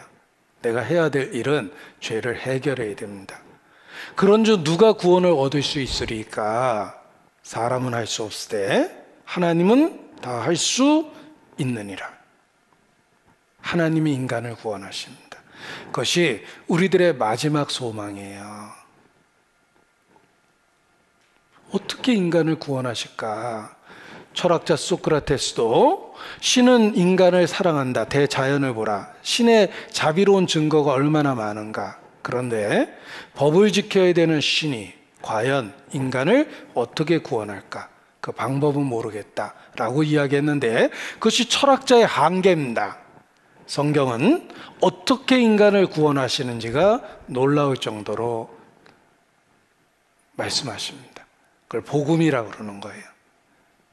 내일부터는 도대체 사람이 어떻게 죄를 해결하고 천국에 갈 수 있을까라는 복음에 관한 말씀을 배울 겁니다. 너희에 대한 나의 생각은 내가 아나니 재앙이 아니라 장래에 소망을 주려 함이니라. 평안을 주려 함이니라 라고 말씀하십니다. 그래서 정말 올바른 마음으로 말씀 앞에 나오면 어떻게 구원을 받는지 그 놀라운 이야기에 대한 답을 발견하게 될 것입니다. 기도하시겠습니다. 아버지 하나님, 오늘도 말씀을 배울 수 있도록 은혜를 주셔서 감사합니다. 우리 모두 마침내 구원에 이르는 진리를 발견할 수 있도록 붙잡아 주시고 끝까지 이끌어 주시기를 주님께 기도합니다. 마지막에 될 수 있는 이런 기회를 사소한 이유로 저버리지 않도록 긍휼과 은혜를 더하여 주시옵소서. 주 예수를 믿으면 너와 내 집이 구원 얻으리라는 그 약속의 말씀이 이번에 이루어질 수 있도록 주의 은혜를 더해 주시기를 기도합니다. 더욱더 주님께 의지합니다. 고마우신 우리 구주 예수님 이름으로 기도합니다. 아멘. 네, 수고하셨습니다.